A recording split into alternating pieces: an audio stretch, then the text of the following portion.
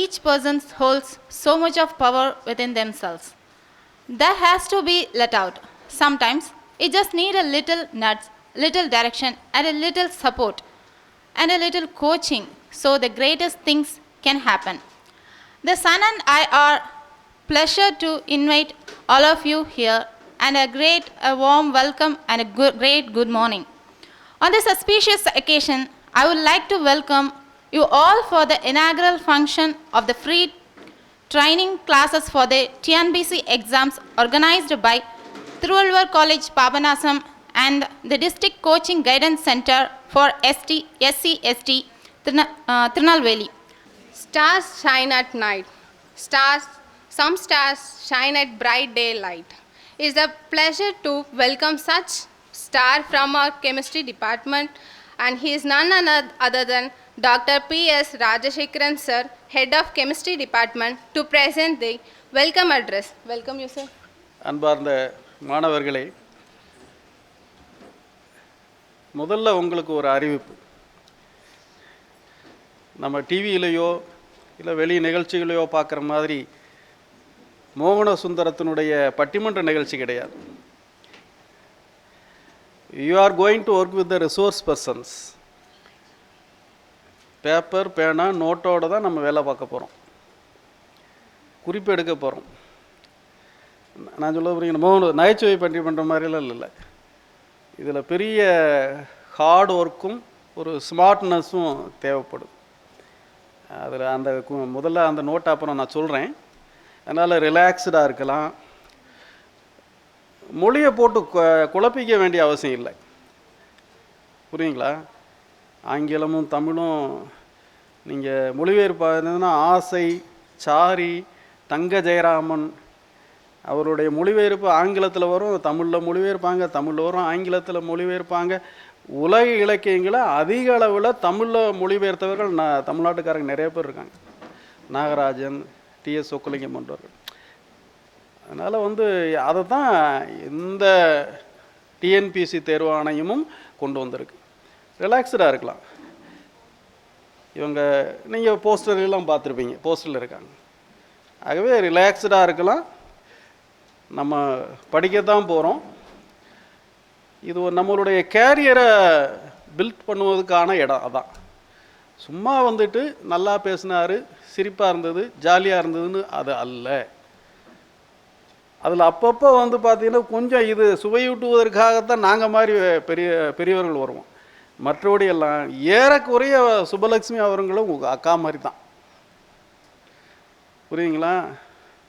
4.7 லட்சம் பேர் தேர்வு எழுதியதில் தேர்வாகி எனக்கு ஜூனியர் எம்ப்ளாய்மெண்ட் ஆஃபீஸர் தான் வேணும்னு கடந்த 2019 ஜனவரியில் எங்கிட்ட சொல்லிட்டு போனாங்க. அதே தேர்வாயிட்டாங்க. 2018 பேட்ச். சரி, நம்ம இங்கே வந்துடுவோம்.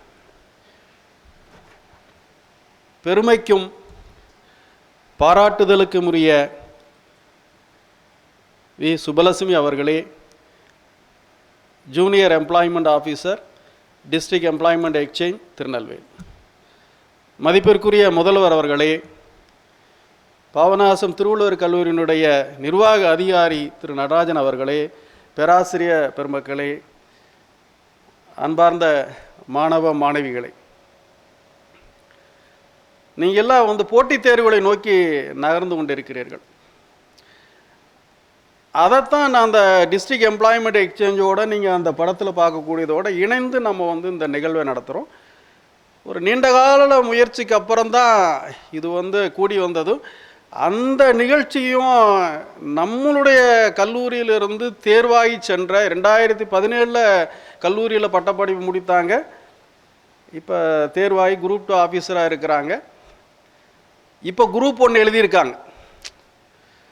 சிறப்பாக தான் எழுதியிருக்காங்க. சமீபத்தில் அது டிலே ஆகி கொரோனானால் எழுதியிருக்காங்க.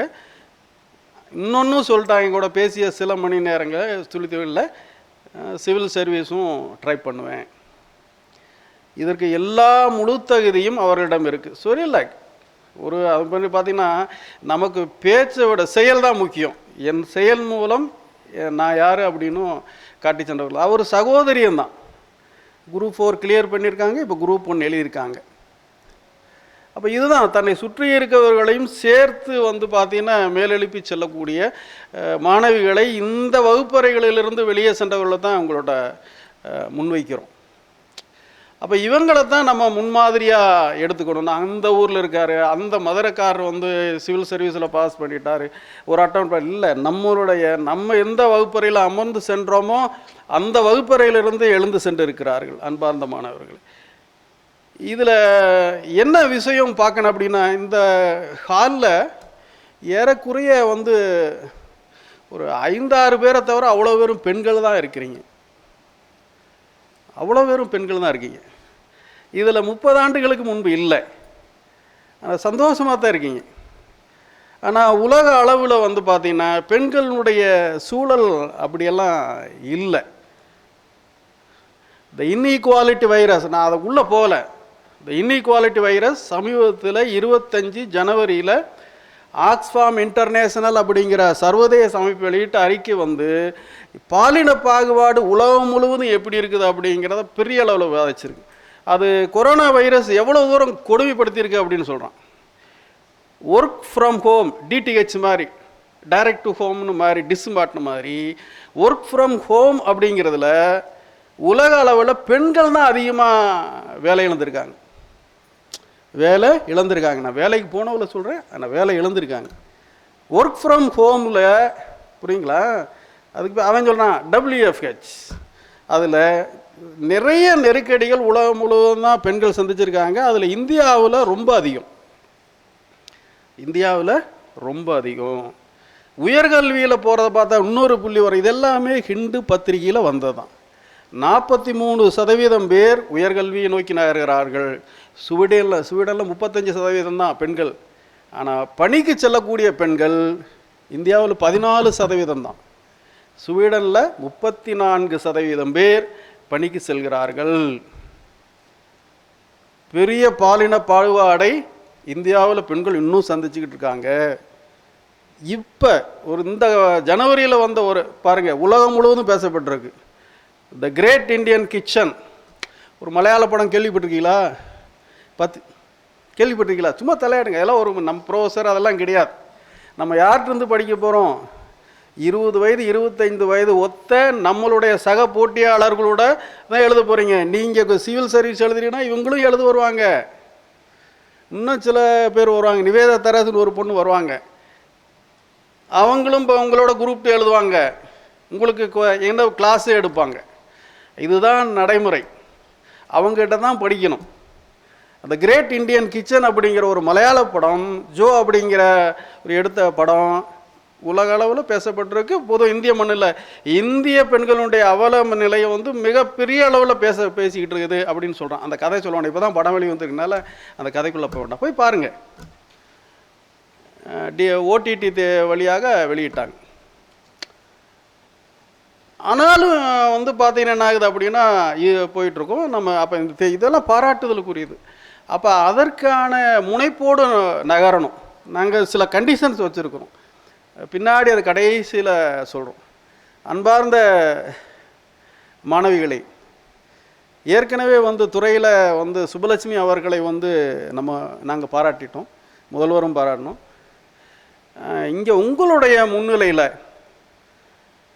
உங்களுடைய கரகோஷத்தோடு அவங்களுடைய வெற்றியை பாராட்டும் விதமாக நாம் வாழ்த்துகிறோம்.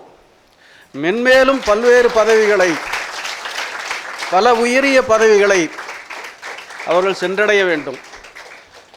அதுலேயும் குறிப்பாக வந்து பார்த்திங்கன்னா எங்கே போனாலும் வந்து கொஞ்சம் நேர்மையாகவும் நாணயத்தோடும் நடந்துக்கணும் அப்படிங்கிறதுல மாற்று கருத்து இல்லாத ஒரு பெண்மணி. அது ஒன்றும் புகழ்ச்சி அப்படின்னு இல்லை, அவங்க சுபாவமே அதுதான். இந்த வழியாக போயிட்டுருப்பாங்க, டிபார்ட்மெண்ட் வழியாக போயிட்டுருப்பாங்க. ஒரு பேராசிரியர் மாத்திரையை பிரிச்சுட்ருப்பார். அவள் கொஞ்சம் தடுமாறுனா வந்து அதை பிரித்து கொடுத்துட்டு தண்ணி பாட்டில் திறந்து கொடுத்துட்டு போயிடுவாங்க. புரியுங்களா? இதான் ஒரு அட்டிடியூட். அது திறக்கணும்னு இல்லை, அதெல்லாம் ஒன்றும் இல்லை. இந்த பணியை அவங்க படித்து முடிச்சு போயிட்டாங்க. அவர் சகோதரியும் தொடர்ந்தாங்க.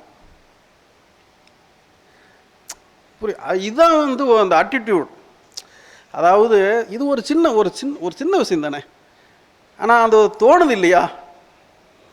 யாரோ ஒருவர் வந்து சிரமப்படுகிறார், அவருக்கு உதவணும் அப்படிங்கிற வந்து அந்த தோன்றுதல் தான், அந்த மனம்தான் வந்து மிகச்சிறப்பு. அதை வந்து பார்த்தீங்கன்னா அது வாழ்நாள் முழுவதும் சுப்பலட்சுமி அவர்கள் கையில் வைத்திருப்பார் என்று நம்புகிறோம். இப்போ நான் சொன்னேன் இல்லையா, இந்த வெளிவட்டத்தை உள்வாங்கிக்கிட்டு தான் இந்த போட்டித் தேர்வுகளுக்கு நகரணும். ஆனால் தேசம் எப்படி போயிட்டுருக்கு? 4.7 லட்சம். இப்போ நம்ம சிலபஸ் அவர் இருக்கிற பிஸியில் அனுப்பின சிலபஸ் உங்களுக்கு போய் சேர முடியல. அதை கையில் உங்களுக்கு கொண்டு சேர்க்க நினச்சோம், வந்து சேர்த்துறோம் சிலபஸ்.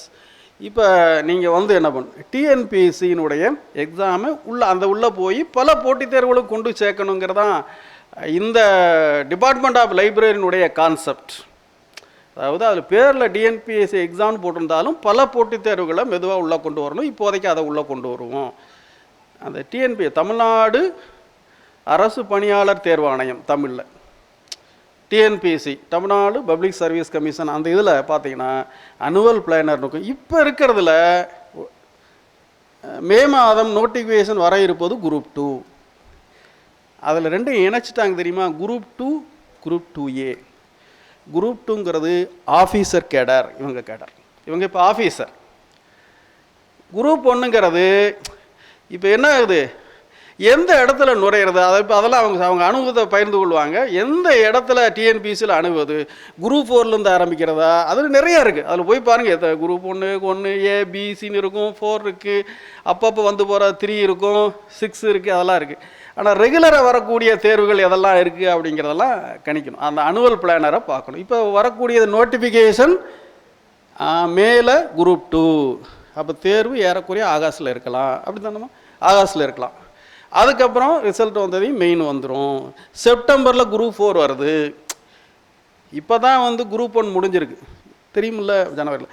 அப்போ அடுத்து இப்போ சமீபத்தில் வராது. அப்போ வந்து அதுக்காக இந்த குரூப் 2வை கனெக்ட் பண்ணி அப்போ உங்களுக்கு தகவலை கொண்டுச்சு. அப்போ எதுவாக இருந்தாலும் அப்போ how to approach competitive examination அப்படிங்கிறது தான் முக்கியம். How to approach competitive examination அப்படி தான். நல்லா தெரிஞ்சுங்க, நம்ம வகுப்பறை பாடங்களுக்கும் இந்த பாடங்களை அணுகுவதற்கும் இந்த போட்டித் தேர்வில் அணுகுவதற்கும் நிறைய வித்தியாசம் இருக்குது. என்ன மாதிரி ஆளை வச்சு மோகன சுந்தரம் மாதிரி நகைச்சுவை தான் நடத்த முடியும். போட்டித் தேர்வுகளுக்கு தயார் பண்ணுவதற்கு இவங்க தான் வேணும். நீங்கள் நிறைய சென்டரில் பார்க்கலாம், கிளாஸ் எடுப்பவரும் பரீட்சை எழுதுவார், மெயின் பாஸ் பண்ணுறவரும் கிளாஸ் எடுப்பார், அவரும் உங்களோட இன்டர்வியூக்கு வருவார். என்ன அதுதான் கணக்கு, புரியுங்களா? அப்போ வந்து அலங்காரமாக பேசுவது முக்கியமல்ல, காரியம்தான் முக்கியம். இதுதான் ஐரோப்பிய பாணி. இப்போ இருக்கிற TNPSC chairman Balachandran IAS retired, Nandakumar secretary, அதெல்லாம் வந்து என்ன ஆகி போயிடுது, நிறைய குழப்பிக்கலாம் வேண்டாம், நிறைய டிரான்ஸ்பரன்சி அப்படிங்கிறது தொடர்ந்து இந்த தேர்வாணையங்களுக்கு வந்து சேர்ந்துக்கிட்டே இருக்குது. குழப்பிக்கவே வேண்டாம், பியூர் மெரிட் தான், 100% தான் வந்திருக்காங்க. அவங்க சகோதரி அப்படி தான் தேர்ந்தெடுக்கிறாங்க. அப்போ நீங்கள் பிற குழப்பங்களுக்கு நோக்கி நீங்கள் போக வேண்டியதில்லை. அப்போ இதை எப்படி அணுகுவது அப்படிங்கிறதெல்லாம் வந்து பார்த்தீங்கன்னா அதுக்காக தான் இந்த நிகழ்ச்சியை பெரும்பாலும் பயன்படுத்திக்கணும். ஆனால் வந்து என்னாக அப்படின்னா, நீங்கள் தயாராக நீங்கள் இந்த இடத்துல நின்று பேசுகிற மாதிரி தகுதிப்படுத்திக்கணும், நீங்கள் மெட்டீரியல் தயார் பண்ணுற மாதிரி தகுதிப்படுத்திக்கணும், நீங்கள் ரிசோர்ஸ் பர்சனாக மாறுவதற்கு தகுதிப்படுத்திக்கணும். அப்போ தான் அங்கே ஜெயிக்க முடியும். டெய்லி மீட்டிங் போயிட்டுருக்கணும். எம்மா போயிட்டு வாங்கன்னு இவங்கள தான் அனுப்புவாங்க. அவேர்னஸ் கேம்ப்பு தொடர்ந்து போகணும். இவங்க இப்போ தான் சமீபத்தில் இருக்காங்க. அப்போ இதுதான் வந்து சூழல், இதுதான் இருக்குது. அரசு என்ன சொல்லுது? எந்த அரசு? இந்தியாவு சமீப காலமாக வந்து குளோபலைசேஷனுக்கு அப்புறம், லிபரலைசேஷனுக்கு அப்புறம் வந்து business is not the business of the government. என்னது பிஸ்னஸ்? இது ஏற்கனவே இதெல்லாம் இதே அரங்கத்தில் நான் ஆண்டர்பிரினர்ஷிப்பில் சொல்லியிருப்பேன். எம்ப்ளாயியாக வந்து உருவாக்காதடா, கல்வி நிலையங்களை பார்த்து சொல்லுது. ஒவ்வொருத்தரும் 30 லட்சம் 20 லட்சம் பேர் பரீட்சை எழுதிட்டு இருக்கிறான். ஆண்டர்பிரினர்ஷிப்பை நோக்கி நகர்த்து. இன்டர்ன்ஷிப், அப்ரண்டிஸ்ஷிப், ஆண்டர்பிரினர்ஷிப் டைவெர்ட் பண்ணிவிடு. 5 லட்சம் பேர்த்த கொண்டு பாரு. ஆனால் என்ன சொல்கிறோம், இருக்கட்டுமே இதில் பெறக்கூடிய கல்வி நீங்கள் ஆண்டர்பிரனராக மாறினாலும் அதற்கு அது பயன்படும். உங்கள்கிட்ட ஒருத்தனுக்கு கதை சொல்ல முடியாது, இந்தியன் கான்ஸ்டியூஷனை பற்றி ரூலை பற்றி சொல்ல முடியாது, உங்கள் தொழிலுக்கு அது பயன்படும். அந்த ரூல் படி இந்த ரூல் படி அதெல்லாம் ஒன்றாகன்னு தெரியாது, ஒன்றும் கிடையாது. நான் அங்கே அதை சொன்னார், அமெரிக்காவில் அப்படி இருக்குது, ஜப்பானில் அப்படி இருக்குது, பிரைம் மினிஸ்டர் இப்படி சொன்னார், இவர் இப்படி சொன்னார், அந்த மார்க்ஸ் எல்லாம் சொன்னார்னு விட்டுட்டு என்னது வீட்டில் கரண்ட் பில் கட்டலைன்னா அப்போ அந்த 14(1)A படி கணக்கீடு எடுத்த 20 நாட்களுக்குள் கட்டணம் கட்டவில்லை என்றால் என்ன பண்ணும்? மின் இணைப்புக்கு அறிவிக்கப்படாமலே துண்டிக்கப்படும். கரெக்டாக சொல்கிறாங்க, கட்டம் கட்டி போட்டிருப்பாங்க. இவ்வளோ அப்போ வந்து என்ன ஆகி போயிடுது? கொஞ்சம் இந்த விவரம் நடைமுறை இதுவும் வேணுமில்ல, பூரா தெரிஞ்சிருந்தாலும் தேர்வு பாஸ் பண்ணுமில்ல. அப்போ கட்டளைன்னா என்ன ஆகி போயிடும்? அதில் கட்டம் கட்டி போட்டிருக்கோம், அப்புறம் நம்ம கட்டளைன்னா நம்மளுக்கு வீட்டில் கட்டம் கட்டிடுவாங்க. ரவுண்டு விட்டு எல்லா வீட்லையும் இது நடந்திருக்கும். எனக்கு ரவுண்டு கட்டுனா தெரியுதுல்ல, நாய் ஊர்லாம் சுற்றிட்டு தெரியுது, கரண்ட்டு பில்லு கூட கட்டத்தில்லை, இது போய் பேசி இது பேச்ச கேட்டு விளங்கவா போகுது அப்படிம்பாங்க. அப்போ என்ன ஆகுது? அப்போ வந்து அதான் ஸ்மார்ட்னஸ். என்னது? ஹார்ட் ஒர்க் வித் ஸ்மார்ட்னஸ் அப்படிங்கிறது மிக முக்கியம். அப்போ இப்போ கடந்த முறை இந்த கொரோனா அடுத்து நேராக இந்த கொரோனா காலம் என்ன பண்ணியிருக்கு அப்படின்னா, வழக்கமாக இதெல்லாம் பாதி இவங்க கேட்டதான் எல்லா வகுப்பறையில். என்ன அப்படின்னா, இந்த கடைசி பருவம் வரும்போதே என்ன பண்ணுவோம் அப்படின்னா, நீங்கள் வந்து அடுத்து எங்கே போக போகிறீங்க, இதுக்கு மேற்கொண்டு ஏதாவது ஹையர் ஸ்டடீஸ் போக போகிறீங்களா அப்படின்னா, கண்டிப்பாக இப்போ ஒரு சில மாணவிகள் குறைஞ்சபட்சம் வந்து 36 பேரில் ஒரு 10 பேராவது மேற்கொண்டு ஹையர் ஸ்டடீஸ் பிஜியோ வேறு ஏதோ படிப்புகளுக்கு போவாங்க. ஏன்னா இந்த காலகட்டத்தில் தான் நிறைய அறிவிப்புகள் வரும், நல்ல உயர்ந்த கல்வி நிலையங்கள் அனுப்பும். வந்து GS 2021 நீங்கள் சயின்ஸ் கிராஜுவேட்ஸ் இருந்தால் அப்ளை பண்ணலாம், வெயிட்டிங்கில் இருக்குது. கிராஜுவேட் ஸ்டடீஸ் 2021 நிறைய டிஃபர் போன்றவங்களாம் கால்ஃபர் பண்ணுறான். ஒருத்தரும் போகல, சத்தமே இல்லை. என்னமா பண்ண போகிறீங்க? Competitive examinations. நான் சொன்னேன், முதல்ல என்ன சொன்னேன், கவர்மெண்ட் சொல்லுது business is not the business of the government. என்னது? பொதுத்துறை நிறுவனங்களே அரசு நடத்த எல்லாம் இல்லை. வந்து जिस देश की राजा व्यापारी उस देश की जनता बिहारी होती है. சொல்லி முடிஞ்சு வச்சா அதுவும் வந்துட்டு என்னது? அவன் அது வந்து இது நார்த் இந்தியாவில் புழங்கக்கூடிய ஜிஸ் தேஸ்கி ராஜா வியாபாரி உஸ் தேஸ்கி ஜனதா, அவங்களுக்கு புரியுன்னு நினைக்கிறேன். பிஹாரி ஹோத்திகை புரியுமா ஹிந்தி? அப்படின்னு அர்த்தம். எந்த தேசத்தில், இது ஏற்கனவே இவரோட சொல்லியிருக்கேன், எந்த தேசத்தில் அரசர்கள் வியாபாரம் பண்ணுகிறார்களோ அந்த தேசத்தில் மக்கள் பராரிகளாக இருப்பான் அப்படிங்கிறான் பழமொழியான். ஆனால் அப்படியெல்லாம் இல்லை. இப்போ நீங்கள் வந்து கொரோனா காலத்தில் ப்ரைவேட் ஹாஸ்பிட்டல் பூரா மூடிட்டான், இப்போ தான் லேசாக திறக்கிறான். அவ்வளவும் அரசு மருத்துவமனைகள் தான் வைத்தியம் பாச்சு, அரசு பணியாளர்கள் தான் வேலை பார்த்தாங்க. அரசு டிபார்ட்மெண்ட்டில் இருக்க ஹெல்த் டிபார்ட்மெண்ட்ஸ் தான் தீவிரமாக பணியாற்றாங்க. இன்றைக்கி கூட திருவள்ளூர் காலேஜுக்குள்ளே வந்து மருந்து அடிச்சுட்டு போனவங்க அரசு பணியாளர்கள் தான். அது கான்ட்ராக்டோ இதுவோ இருக்கட்டும். இன்றைக்கும் சிறப்பாக இயங்கி கொண்டு இருக்கக்கூடிய ஒரு பொதுத்துறை நிறுவனம் அப்படின்னா அதுவும் காந்திய பொருளாதார அடிப்படையில் இயங்கி கொண்டு இருக்கக்கூடிய அமுல். நான் ஏற்கனவே இங்கேயும் பேசியிருக்கேன். இங்கே ஆவின் தனியார் எடுத்துக்கிட்டாலும் சொல்ல முடியும். இதேமாதிரி சொல்ல அரவிந்த், அப்போலோ விட வருமானம் கூட 80% 70% சிகிச்சைகள் இலவசம் தான் அவன்கிட்ட. இப்போ பாருங்கள், காந்திய பொருளாதாரம். அது என்னையா காந்திய பொருளாதாரம்? சிம்பிள். இதுக்கு தான் போட்டி தேர்வு. இது இங்கே வந்து டிஎன்பிசியை பொறுத்தளவில் ஃபேக்ட்ஸ் தான் முக்கியம். ஃபேக்ட்ஸ் என்னது? இது ப்ரைவேடைசேஷன் மாஸ் ப்ரொடக்ஷன் அல்ல காந்திய பொருளாதாரம் சொல்லுது. Production by masses. பல லட்சம் பேர் உற்பத்தி செய்து அதை வந்து என்னது கூட்டாக சேர்ந்து கொண்டு சென்று கன்சூமருடன் கொண்டு சேர்த்து அந்த வரக்கூடிய லாபத்தை எல்லோரும் பயந்து கொள்ளுது. அப்போ அந்த ஆவின் அந்த இருக்கக்கூடிய 32 லட்சம் பேருக்கு சொந்தமானது. அப்போ இது இந்த புரிதலோடவையும் இந்த போட்டித் தேர்வுகளை அணுக வேண்டியிருக்கு. இவங்க ஜெயிச்சிருக்காங்க. இப்போ 4.5 வந்து 7 லட்சம் பேரில் விடுபட்டவனும் வருவான் உங்களோட. அப்போ இப்போ கம்பைன்டு சிவில் சர்வீஸில் குரூப் 2 முன்வைத்து நான் பேசுகிறேன். 2A வந்து பார்த்தீங்கன்னா அதில் ஒரு எப்படியும் வந்து என்ன ஆகுது, ஒரு 2000 வேக்கன்சி, இதில் ஒரு 1600 வரக்கூடிய நோட்டிஃபிகேஷனில் ஏறக்குறைய 3500க்கெல்லாம் ப்ரிலிமினரியை பொறுத்தளவில் 1:10 இல்லையா, 1:10 30,000 பேர் வந்து கண்டிப்பாக செலக்ட் பண்ணுவோம். அப்போ எப்படி, அப்போ 7லிருந்து ஒரு 9 எதிர்பார்க்குறாங்க. ஒரு 10 லட்சம் பேர் விண்ணப்பிப்பாங்க. 1 லட்சம் பேர் கண்டிப்பாக தீவிரமாக ஆமாம் எப்படி பார்த்துட்றதான் அப்படின்ட்டு முயற்சியோடு தான் இறங்குவாங்க. அதில் 50,000 பேர் மிக மிக தீவிரமாக வந்து பார்த்தீங்கன்னா இப்போவே மார்க் டெஸ்ட் ஆரம்பிச்சிருப்பான். எப்போ ஆகஸ்ட்டுக்கும் மெயினுக்கும் சேர்த்தே ஆரம்பிச்சிருப்பான். இதுதான் வந்து கதை. அப்போ நம்ம ஐயோ இவன் இப்படியே நம்ம போட்டு பார்த்துருவோம். இந்த தயக்கம் காட்டல இல்லை, கலிடக்குறிச்சியில் தானே இருந்தாங்க சுப்பலட்சுமி அப்படிங்கிற, நான் சென்னை எக்ஸாம்பிள் காட்டல இல்லை. அப்போ சுப்பலட்சுமி வந்து தயக்கம் காட்டல இல்லை. அதுக்கு பக்கத்தில் இருக்கக்கூடிய அடைச்சாணியில் இருக்கக்கூடிய ஒரு மாணவர் ராஜ்குமார் அப்படிங்கிறது வேர்ல்டு பேங்கினுடைய, வேர்ல்டு ஹெல்த் ஆர்கனைசேஷனுடைய என்னது 1.5 பில்லியன் ஸ்டெர்லிங் பவுண்டுடைய ப்ராஜெக்ட் கிடச்சிருக்கு. ஓகே, அப்போ அது அந்த மாணவர் இங்குள்ளவர் தானே கிடச்சிருக்கு, காரக்பூர் ஐஐடியில் இருக்கார். அப்போ நம்மளால் முடியுமானா முடியும். அப்போ முடியும் அப்படின்னா அப்போ என்ன செய்கிறது, வெறும் கையோடு வரக்கூடாது. இந்த ப்ரோக்ராம் அதான் கண்டிஷனுக்கு வந்துட்டோம், உள்ளே வந்துட்டோம்.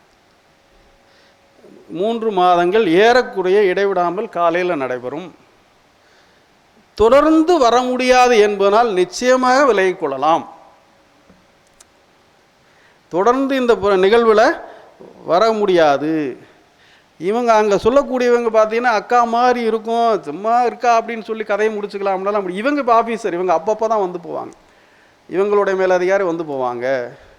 இதுவும் அரசு முன்னெடுக்கக்கூடிய என்னது இணைந்து திருவள்ளூர் கல்லூரி லைப்ரரியோடு இணைந்து நடத்தக்கூடிய விஷயம். அப்போ இது என்னது, அப்போ நீங்கள் வந்து அதை முன்னெடுக்கிறதுக்கு என்ன பண்ணணும், சீக்கிரம் முடிச்சிடும் சார், ஒரு 5-10 நிமிஷம் சார் முடிஞ்சிடும், ஒரு 10 நிமிஷம் முடிச்சிடும். ஓகே, இந்த இருக்கணும். அதனால் என்ன ஆகி போயிடணும், அது வந்து முறையாகத்தான் நடப்படும். அவங்க பாலச்சந்தர் என்பவர் ஒரு வாட்ஸ்அப் குரூப் ஆரம்பிச்சிருவார், அட்டண்டன்ஸ் எடுக்கப்படும், பின்பற்றப்படும். You have to work with them, அந்த வரக்கூடிய டீச்சரும் ஒர்க் பண்ணணும். இதில் வேண்டாம் நம்ம வெளியே பார்த்துக்கலாம் அப்படின்னா 100 தாராளமாக விளைவிக்கலாம். இருக்கக்கூடிய மினிமம் நம்பர்ஸை வச்சு தான் வந்து அது ஒர்க் பண்ணுவதான திட்டம். அது நிறைய ஹோம்ஒர்க் கொடுக்கப்படும், அசைன்மெண்ட் கொடுக்கப்படும், you have to write things, ப்ரிலிமினரிக்கான தயாரிப்புகள் இருக்கும். எவ்வளோ மினிமம் இருக்குதோ அந்த மினிமம் நம்பர்ஸை வச்சு தான் நடக்கும். இப்போ அந்த நிகழ்ச்சி நிறைய பேர் வந்திருக்கலாம், விளைவிக்கலாம். இப்போ வந்து டெய்லி வந்து ஒரு நாள் போயிட்டு ஒரு நாள் அப்படிங்கிறதும் தவிர்க்க முடியாத காரணங்கள் உண்டு. இல்லை அப்படின்னா இந்த ப்ரோக்ராமினுடைய கண்டினியூட்டியை இழந்துரும். இந்த ப்ரோக்ராமுடைய சர்ச்சை வச்சு தான் வருங்காலத்தில் அவரும் ஃபண்டு வாங்க முடியும். வேறு கல்லூரிக்கு கொடுக்காத ஃபண்டை அவர் பாலச்சந்தர் அவர்களுக்கு வழங்கியிருக்கிறார்கள். பாலச்சந்தருக்கு வழங்கி இருக்கக்கூடிய ஃபண்டு அப்படி தான். அப்போ அதனால் என்ன பண்ணுவோம், அதில் வந்து மிகவும் கராராக ஒன்றும் கிடையாது. இன்னைக்கு யூனிவர்சிட்டி ப்ராக்டிக்கல் ஒரு லைன் கூட எழுத தெரியாமல் இன்னைக்கு ப்ராக்டிக்கல் 2 பேர் வந்துருக்காங்க. யூனிவர்சிட்டி ப்ராக்டிக்கல் ஒரு லைன் இன்ஆர்கானிக் குவாலிட்டேட்டிவ் அனாலிசிஸ் இந்த அதே வகுப்பில் தான் இவங்களுக்கு சொல்லி கொடுத்தாலும் தான் எனக்கு சொல்லி தந்திருக்கு. என்ன சார் செய்ய, என்ன நடந்திருக்குன்னு பாருங்கள். நான் அவ்வளோ நாசமாக போச்சு, அவ்வளோதான் முடிஞ்சு வச்சு. ஆன்லைனில் போயிருக்கலாம், ஆஃப்லைன் எக்ஸாம் ஒரு லைன் தெரியல, புடு கட்டுக்கு 0 முடிஞ்சு போயிட்டே இருக்கு, அவ்வளோதான், டாட்டா. ஏன்னா இது எவ்ரிதிங் வந்து டிரான்ஸ்பரண்ட், வந்து என்ன எக்ஸிபிட் என்னைக்கு வேணாலும் நீ பேப்பர் வந்து பார்த்துக்கலாம், எத்தனை ஜெராக்ஸ் காப்பி வேணாலும் கேட்டு வாங்கிக்கலாம். அது அவ்வளோதான். நாளைக்கு யூனிவர்சிட்டி ப்ராக்டிக்கல் ஒரு லைனு கூட இல்லைன்னா முடிஞ்சு வச்சு, அவ்வளோதான். நல்லா யோசனை பண்ணி பாருங்கள். அது அரசு தேர்வு, அது வந்து எய்டட் கோர்ஸ்னு வேறு பேர் அதுக்கு. அவர் பணமும் கட்ட மாட்டார், ஆனால் பரீட்சைக்கு வந்து படிக்காமல் வருவார். அது அவ்வளோதான். அப்புறம் 10 வருஷம் எழுதிட்டு இருப்பார். அவங்க 21 வயசில் சர்வீஸ் ஆஃபீஸர் ஆகிட்டார், அவரும் 10 வருஷம் இன்னும் எழுதிட்டே இருப்பார். இதுதான் நடக்கும். இது வந்து இங்கே சாத்தியம் இல்லை. ஏன்னா இந்த கோர்ஸ் அப்படிங்கிறது யார் சிறப்பாக நடத்துகிறாங்களோ அவங்களுக்கு தான் இந்த கோர்ஸ் அப்படிங்கிற வழங்கப்படும். அதனால் வந்து அதில் வந்து இது கராராக தான் சில கோர்ஸ் நடத்தணும். நீங்கள் வந்து பார்த்தீங்கன்னா இது இன்னும் கோச்சிங் சென்டர்லாம் வந்து பார்த்திங்கன்னா இன்னும் கராராக நடக்கும். ஓல்டு ராஜேந்தர் சிங் ரோடு டெல்லியில் மிக கராராக நடக்கும். வகுப்பறைகள்லாம் அப்படியெல்லாம் நடக்காது. அதெல்லாம் வெறி கூலி கூத்து வந்து இங்கே இருக்கும், இந்த போகிறான் நம்ம பின்னாடி போவோம் அப்படிங்கிற மாதிரி போவோம். ஏன்னா இங்கே இதுக்கு எந்த வகுப்பறைகளுக்கு அந்த எல்லா சாத்தியங்களும் உண்டு. இது அப்படி அல்ல. ஏன்னா இதை வந்து அதை நாலேஜை டிசிபேட் பண்ண வேண்டிய கட்டாயம் இருக்கிறது. இப்போ நம்ம வந்து மிக சுருக்கமாக அதை முடிச்சுருவோம். இவங்க அடுத்து இன்னி தொடர்ந்து வரக்கூடிய அதை கண்டினியூஸாக யார் இதில் இருக்க போகிறீங்கிற அவங்களுக்கு தான் இதை கொண்டு சேர்க்கணும். அதனால் வந்து என்ன பண்ணுவோம் அப்படின்னா, தேர்வு என்பது இதில் இவங்க இப்போ அடுத்து பேசக்கூடிய வாழ்த்துறை முடிஞ்ச முன்னாடி அவங்க மேடம் பேசுவாங்க, எங்கே ஆரம்பிக்க வேண்டும், எப்படி தயாரிக்க வேண்டும், இந்த தேர்வுகளுக்கு டிஎன்பிசி தேர்வுகளுக்கு எப்படி தயாரிக்க வேண்டும், எங்கே இந்த சிலபஸை எதிலிருந்து தொடங்க வேண்டும். அவன் ஒரு யூனிட் வந்து பார்த்த ப்ரிலிமினரிக்கு ஒரு 10 யூனிட் கொடுத்துருக்குறான். அதில் பழசே விட்டுருவோம், நான் பழசு பேசலை. இப்போ இருக்கிற ப்ரிலிமினரியில் 9 unit 175 marks general studies, 25 mark வந்து என்னது மேத்ஸ் அண்டு மென்டல் ஆப்டிடியூட். அது சொல்லிட்டாங்களா, சயின்ஸோ மேத்ஸில் கில்லாடியோ எங்கே ஓப்பன் பண்ணுவான்னா அங்கே அதை மேத்ஸில் தான் ஆரம்பிப்பான். 25க்கு சாலிடாக 25 அவன் அந்த கட் ஆஃப் போடுவான். எனக்கு இதில் 25 ஓகேண்ணே, இது 25. அப்புறம் அதில் என்ன எடுக்கிறது, என்ன கோர்வையாக எதை எதோடு சேர்த்து படிப்பது அப்படிங்கிறதெல்லாம் அது பிளான் பண்ணுவான். மீதி 9 யூனிட்ஸ். அப்போ எதை முதல்ல படிக்கிறது, அதில் வந்து 8th 9th யூனிட்டுக்கெல்லாம் வந்து டிஎன்பிசியினுடைய மாடல் கொஸ்டினே கொடுத்துருக்குறான். 8வது யூனிட்டுக்கு 40 கொஸ்டின். அவன் மாடல் கொஸ்டின் படி ப்ரிலிமினரியில் 40 கொஸ்டின் கேட்கலாம், ப்ளஸ் ஆர் மைனஸ் இருக்கலாம். 9th யூனிட் படி 30 கொஸ்டின் கேட்கலாம். அது பின்னாடி வந்து தீவிரமாக வரக்கூடியவங்களுக்கு அதை நம்ம பற்றி பேசுவோம். அப்படின்னு நேராக அதில் பல்கில் போனோம்னா மாட்டிக்குவோம். அந்த அனுபவங்களை சொல்லுவாங்க. அது வந்து சங்க காலத்தாலும் இங்கே வரையும் அதில் ஏகப்பட்டது வரும். எக்கனாமிக்ஸு சில யூனிட் வந்து டக்குன்னு சிலபஸை வந்து முடிச்சிடலாம். அப்போ முடிக்கலாம். அப்போ சயின்ஸ் கிராஜுவேட் எப்படி அப்ரோச் பண்ணுறது, மேத்ஸுக்கு ஆகாது, மேத்ஸு சொல்கிறானே இப்போ மேத்ஸ் ஆகாதுன்னு என்ன பண்ணுறது அப்படின்னா, அப்போ மற்ற யூனிட்டுகளை வெயிட்டேஜ் கொடுத்து நம்ம கட்டாப்பு கொண்டு வரணும். அப்போ ப்ரிலிமினரியில் வந்து ஏறக்குறைய வந்து ஒரு கணிப்பு படி 150+, இன்னும் சில இதில் வந்து 160+ எய்ம் பண்ணுங்கள். ட்ரை 200 கொஸ்டின்ஸ், 200 கொஸ்டின், அதில் 1.5 மார்க்ஸு 200 கொஸ்டினுக்கு ட்ரை பண்ணுங்கள். 160+ பண்ணால் ப்ரிலிமினரி கிளியர். நல்லா தெரிஞ்சுங்க, 135 140 வச்சான்னு வச்சுங்க கட் ஆஃப்.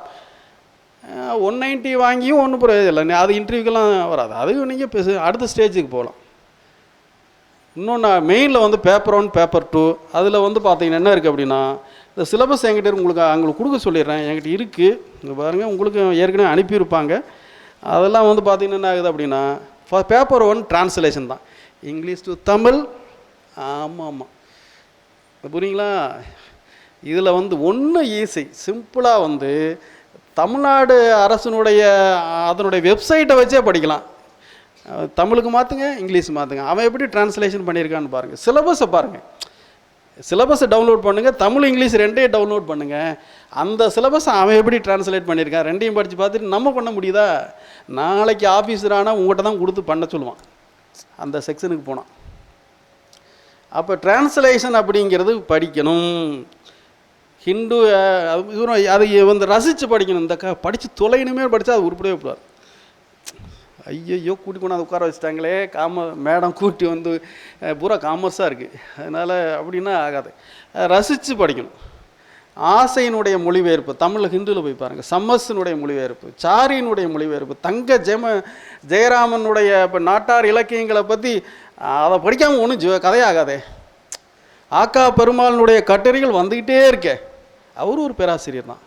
வரிதையாவினுடைய ஜோடி குரூஸினுடைய படிக்காமல் கடல்புற வாழ்க்கையை புரிஞ்சு கொள்ள முடியாது, அப்படியே படிக்க முடியாது. இவங்க இதில் பூமணி கேட்டிருந்தாங்க நினைக்கிறேன், பூமணி அவனுடைய அதோட வெக்கை நாவலை பற்றி கேட்டிருந்தாங்க நினைக்கிறேன். உங்கள் தேர்வில் வெக்கை நாவல் அசுரம், நமக்கு அசுரம் படம் தெரியும், அது வெக்கை நாவல் எத்தனை பேருக்கு தெரியும்? அது அப்படியே எடுக்கலை பாருங்கள், சினிமா தான். ஆனால் அவன் எங்கே எதையும் ஃபிட் பண்ணுறான். இப்போ குரூப் 1ல் சஞ்சாரம் நாவல் கேட்டிருந்தாங்க. இவர் வேல்பாரி அவர் இவர் சஞ்சாரம் நாவல் இருந்தார் ராமகிருஷ்ணன். எதுவும் தெரியணும் அப்போ சொல்லுங்கள் புரியுங்களா? அப்போ இந்த வரிதை அப்போ ஜோடி குரூஸ் அப்படிங்கிறது கடல்புறை வாழ்க்கை எழுதக்கூடியவர் மாதிரி வேற யாரும் எழுதலை. அப்போ இதெல்லாம் வந்து ஒரு சின்ன சின்ன சின்ன கட்டுரைகள். அப்போ இதெல்லாம் ஃபேக்ட்ஸ் தான். அப்போ அந்த நாவலை படித்து 2000 ரூபாய் அதெல்லாம் கிடையாது, பேசிக்ஸ் தான். சங்க இலக்கியம்னா பேசிக், திருக்குறள்னா பேசிக்ஸ் தான். பேசிக் அடிப்படை அந்த ஃபேக்ட்ஸ் மட்டும் தெரிஞ்சால் போதும். அப்போ அதில் என்னது 125 மார்க் தான் மொழிபெயர்ப்பில். Tamil to English, English to Tamil வெறும் 25 மார்க். நல்லா யோசனை பண்ணி பாருங்கள், பின்னாடி சிலபஸ் இருக்குது, டவுன்லோட் பண்ணி ஒரு ட்ரை பண்ணி பார்த்துருவோமே. ஒரு இல்லைன்னா ஒரு நாலேஜ் கெயின் ஆனதாக போகுது. அது ஏதாவது ஒரு தேர்வு தொடர்ந்து முனைப்பில் இருந்தால் ஒரு 3 ஆண்டுகளில் என்ன பண்ண முடியும்? 3-4 ஆண்டுகளில் பாருங்கள், நீ எத்தனை 3rd attempt 4th attempt. நீங்கள் இதை விடுங்க, சிவில் சர்வீஸில் இப்போ இன்டர்வியூவில் போய் விட்டுட்டு வருவான் வந்து என்ன பண்ண அகாடமிக்காரன் பின்னாடியே இருப்பான், ரொம்ப ஸ்ட்ரெஸ் ஆகிருப்பான், என்ன ஆயிடப்படாதே அப்படின்ட்டு பின்னாடியே தெரிவாங்களாம். அப்போ திரும்ப எங்கேருந்து ஆரம்பிக்கணும்? ட்ராஸ்லேருந்து ஆரம்பிக்கணும். திரும்ப ப்ரிலிமினரி மெயின் அப்புறம் தான் போவான். பாருங்கள், பெரும்பாலும் 4th attempt 5th attempt, இவங்க 1st attempt அது வேறு இருக்கும். அதுவும் ஒன்றும் மேட்ரு கிடையாது, கிளியர் பண்ணிட்டாங்கல்ல. அப்போ வந்து என்ன இப்போ ஒரு அந்த தன்முனைப்போடு தொடர்ந்து வந்து என்ன பண்ணிகிட்ருக்காங்க, அந்த பணியில் இயங்கிட்டு இருக்காங்க. அப்போ அந்த பேப்பர் 1க்கு 25 மார்க் ஓகேனா தான் பேப்பர் 2 எழுதியிருப்பீங்க, வேல்யூ பண்ணுவாங்க. அது ஒரு 300 மார்க்ஸ். அப்போ அது என்ன பண்ணிடும், ஏறக்குறைய நவம்பர் ஒட்டி போயிடும். இப்போ தேர்தலாக இருக்கிறனால ஒன்றும் இருக்கும், பட் இருந்தாலும் வந்துடும். அப்போது கணிசமான அளவுக்கு அதை போய் பாருங்கள், திருக்குறளினுடைய சிக்னிஃபிகன்ட், தனித்துவம், தற்கால அரசியல் இந்த மாதிரியே வரும். அதான் ஆங்கிலத்தில் வந்த பாருங்கள், இவங்கெல்லாம் விருப்புறாங்க, நான் திருக்குறள் ஆங்கிலத்தில் அது அழகாக எழுதலாம். ஏ.கே. ராமலிங்கம் போன்றவர்களுடைய கட்டுரை ஏராளமாக இருக்குது. திருக்குறளை அமெரிக்காவில் பதிக்கப்பட்ட புத்தகம். அப்போ என்ன பண்ணுறாங்க, கரண்ட்டாக இருக்கக்கூடிய மிகச்சேர்ந்த எழுத்தாளர்களை பற்றி அந்த டீமுக்கு தெரியும், அப்படியால வச்சு தான் கொஸ்டின் எடுப்பாங்க. அப்போ தினமணியில் பாருங்கள் தொடர்ந்து கட்டுரையில் வந்திருக்கு. காந்தியினுடைய இன்றைய தேவை எத்தனை கட்டுரை வந்திருக்கு. பாலசுப்ரமணியம் முத்துசாமி அப்படிங்கிறவர் தான்சானியாவிலிருந்து எழுதிட்டு இருக்காரு, நம்ம ஊருக்காரு தான், அங்கே இருக்கார். காந்தியினுடைய இன்றைய தேவை, இன்றைய காந்திகள் அப்படின்னு எழுதியிருக்காரு, புத்தகம்லாம் எழுதியிருக்காரு. இதெல்லாம் சின்ன சின்ன புத்தகம் தான். அப்போ அதை போய் 1000 பக்கம் அதெல்லாம் படிக்க வேண்டாம், சிம்பிளாக வந்து எளிமையாக. அப்போ அந்த ஃபேக்ட்ஸை தெரிஞ்சு கொண்டாலே அந்த மொழி வந்து என்ன ஆகி போயிடும். இன்றைக்கி ஆரம்பித்தா ஒரு வருஷத்தில் ஹிந்துவனுடைய மொழி புரிபட்டு போயிடும், தினமணி தினமணியினுடைய மொழி புரிபட்டு போயிடும். ஆசைன்னு போட்டிருந்தாருன்னா அந்த ஒரிஜினல் ஹிந்து பத்திரிகையை போய் பாலச்சந்தர்கிட்ட கேளுங்க, அதை எடுத்து போட்டுருவார். இது மொழிபெயர்ப்பு பண்ணியிருக்காரு, அதற்கு படித்து பாருங்க. நம்ம மொழிபெயர்த்தா எந்த லட்சணத்தில் பண்ணுவோம், அதில் குறைவாக சொல்லலை. நம்ம அது கொஞ்சம் பக்கத்தில் போனால் போதும். அவங்க என்ன சொல்லியிருக்காங்க, 10th ஸ்டாண்டர்டு தான், புரியுங்களா, 10வது தரத்தோடு. அப்போ பாஸ் பண்ணால் மேக்ஸிமம் இன்டர்வியூ. அடுத்து 300 அந்த 302 பேப்பர் 2 தான். பேப்பர் 1 கிடக்கணும், பேப்பர் 2 அதில் மெயினில் பேப்பர் 1 கிடக்கணும். அதெல்லாம் வந்து அங்கே பிளேஸ்மெண்ட்டுக்கோ சர்வீஸுக்கோ ஆகாது. இந்த 2 பேப்பர் 2 தான் சாலிடாக நிற்கும். அதில் எப்படி எழுதணும், எதில் புல்லட்ஸ் எல்லாம் போடக்கூடாது, என்னென்ன பேனா வைக்கணும், கலராக எழுதக்கூடாது, அதெல்லாம் நிறைய இன்ஸ்ட்ரக்ஷன் இருக்குது. அது அங்கே போகும்போது பார்த்துக்கலாம், அதெல்லாம் இவங்க சொல்லுவாங்க. அதில் நிறைய வந்து ஜிம்மிக்கு வேலையெல்லாம் இருக்குது, அதை எது செய்யக்கூடாது அப்படிங்கிறதெல்லாம் சொல்லுவாங்க. அதான் சொன்னேன், வந்து நேர்மையாக எப்படி அணுகுவது அப்படிங்கிறதான் சொல்லுவாங்க. அதில் இன்டர்வியூ மேக்சிமம் அவ்வளவு கேள்விகளுக்கும் மிக சாமர்த்தியமாக பண்ணாலும் 40 மார்க்கில் 30 மார்க் தான் போடுவார். ஒரு கேள்விக்கும் பதில் சொல்லலைன்னா கூட ஸ்மார்ட்டாக போயிட்டு good morning sir, thank you sir வந்தாலுமே 18 மார்க் போட்டுருவாங்க. எப்படி? அப்போ டிஃப்ரென்ஸ் எவ்வளோன்னு பாருங்கள். 18 கொஞ்சம் ஸ்மார்ட்டாக sorry sir, sorry no comments, என்னத்தையோ ஒரு ஸ்மார்ட்டாக வாயை திறந்து பேசுகிறீங்கன்னா ஒரு 23 மார்க்காக கூட்டிகிட்டு வரும். எப்படி பாருங்கள். அப்போ இன்டர்வியூலாம் ஒரு மேட்டரே கிடையாது. பாருங்கள், எதுக்கு இந்த கதை சொல்கிறேன் அப்படின்னா, என்னவோ பயங்கரமான வித்தை போல இருக்கே, அதெல்லாம் வித்தையெல்லாம் ஒன்றும் இல்லை. அந்த வித்தையை கை கூடனவன் வந்து கம்பியில் நடக்கிறான், கை கூடாதவன் கீழே விழுந்துடுறான், அவ்வளோதான். மற்றபடி ஒன்றும் பிரச்சனை இல்லை. அப்போ அந்த வந்து பார்த்தீங்கன்னா அவங்க நிறைய வந்து என்ன ஆகி போயிடுது. சங்கர் அப்படித்தானே ப்ரொடியூஸ் பண்ணார். இன்டர்வியூவில் தோக்குறாரு, அவர் என்ன பண்ணுறாரு, அதற்கு பின்னாடி வந்துடுறாரு. நான் வந்து பேருரையில் அதை வந்து இந்த ஒரு அறிமுகம் கொடுக்கணும் அப்படிங்கிறக்காக தான் உங்களுக்கு சொல்லியிருக்கு. இந்த கோர்ஸினுடைய நோக்கம் ஒன்றும் இல்லை, இப்போ நீங்கள் உடனே தேர்வாகணும் அப்படி இல்லை. ஒரு இந்த என்னது டிஎன்பிஎஸ்சி எப்படி அணுகுவது, இதை போன்ற வந்து அரசு துறை அமைப்பிலிருந்து இருக்க கொடுத்துட்டோம்னா நீங்கள் பிற்காலங்களில் தொடர்ந்து பண்ணிக்கிட்டே இருக்கலாம். இதில் வந்து ஓசியை தவிர மீதி யாருக்குமே ஏஜ் லிமிட் கிடையாது, எழுதலாம் பார்த்தீங்களா. அதனால் போயிட்டே இருக்கலாம். அதனால் இது வந்து அந்த இதில் வந்து அப்போ இன்டர்வியூவில் ஒரு மேட்ரு கிடையாது. இதில் ஒரு 25 ஒரு மார்க் வாங்கிட்டா அவர் சூப்பராக ஆன்சர் பண்ணிட்டு வந்திருக்கேன், நான் தாங்க முனிசிபல் கமிஷனர் அப்படின்னா கூட என்ன ஆக முடியும், அவருக்கு 9 மார்க் தான். நீங்கள் 9 மார்க் ரிட்டன் டெஸ்ட்டில் பேப்பர் 2ல் அடிச்சிட்டிங்கன்னா நீங்கள் முனிசிபல் கமிஷனர். புரியுங்களா? சில இது வந்து டைரக்ட் போஸ்ட்டு கிடையாது. குரூப் 2வா இல்லை ரெவன்யூ அசிஸ்டண்ட்டா, சரி அது கடைசி கேட்டகரிமா நம்ம மக்கள் சொல்லுவாங்க. கேரியர் லேடர் தெரியாமல் பேசாதீங்கப்பா. என்னது அந்த குரூப் 2வில் நான் சொல்கிறது இவங்க இன்டர்வியூ போஸ்ட்டு, நான் இன்டர்வியூ போஸ்ட், அதெல்லாம் அவங்க பேசுவாங்க. ரெவன்யூ அசிஸ்டன்ட் கடைசியாக இருக்கும், இதுதான் கடைசி சம்பளத்தையே பார்ப்பான். வந்து இதில் வந்து கடைசி ஆளாக இருக்கும். அதில் போனால் தான் ரெவன்யூ இன்ஸ்பெக்டர் ஆக முடியும். அது டைரக்ட் போஸ்ட் கிடையாது. ரெவன்யூ அசிஸ்டண்ட்டாக நுழைஞ்சா தான் 3 வருடத்தில் ரெவன்யூ இன்ஸ்பெக்டர் ஆக முடியும், அப்புறம் டெப்டி தாசில்தார் ஆக முடியும், அப்புறம் தாசில்தார் ஆக முடியும், ஆர்டிஓ ஆக முடியும், டிஆர் ஆக முடியும். புரியுங்களா? இதில் வந்து அந்த ஆர்டிஓ மட்டும்தான் டைரக்ட் போஸ்ட், அது குரூப் 1ல் வருவார். இதுக்கு இடையில ரெவன்யூ இன்ஸ்பெக்டர், டெப்டி தாசில்தார் இவங்கெல்லாம் டைரக்ட் போஸ்ட் கிடையாது. ரெவன்யூ அசிஸ்டன்ட் நுழைஞ்சா தான் போக முடியும். அப்படி தமிழ்நாடு அரசில் நிறைய போஸ்ட் இருக்குது. பேங்க்கில் கிளர்க்காக, ப்ரொபேஷனரி ஆஃபீஸராக, இல்லை இன்ஸ்டியூட் ஆஃப் பேங்கிங் மேனேஜ்மெண்ட்டு புனேயில் இருக்க அந்த வழியாக தான் வந்தால் தான் மேலே போக முடியும். மற்ற வேறு எங்கேயெல்லாம் சீனியர் மேனேஜர்லாம் என்ட்ரிலாம் கிடையாது. அது மாதிரி தான் இங்கே நிறைய போஸ்ட் வந்து டைரக்ட் என்ட்ரி கிடையாது. குரூப் 2 போஸ்ட்டை போய் பாருங்கள், ஃப்ரீக்வெண்ட்லி ஆஸ்க்டு கொஸ்டின் இருக்குது. இதை நான் சொல்லிடுவேன், அதெல்லாம் சொல்லவே கூடாது. நீங்கள் தான் தேடி தேடி தேடி படிக்கும்போது உங்களுக்கு நிறையா விஷயம் கிடைக்கும். அதில் போய் பாருங்கள், டிஎன்பிஎஸ்சி வெப்சைட்டில் ஃப்ரீக்வெண்ட்லி ஆஸ்க்டு எஃப்ஏக்யூன்னு இருக்கும். குரூப் 2வில் எத்தனை போஸ்ட் இருக்குன்னு பாருங்கள், குரூப் 1ல் எத்தனை இருக்குது பாருங்கள், அவ்வளவும் பாருங்கள். நமக்கு இது எதில் தேருன்னு பாருங்கள். நிறையாவது எனி டிகிரி தான், சிலது மட்டும் ஸ்பெஷலைஸ்டாக இருக்கும். அப்போ இந்த அறிமுகத்தோடு இதை முடிச்சுக்கிட்டு என்ன பண்ணுறோம் அப்படின்னா, வாழ்த்துறை வழங்குவதற்கு முதலாவதாக முதல்வர் அவர்களை அன்போடு அழைக்கிறேன். Thank you so much, sir. Before you are a leader, success is all about growing yourself. When you become a leader, success is all about growing others. And we are having such a wonderful leader with us who is always working to uplift others.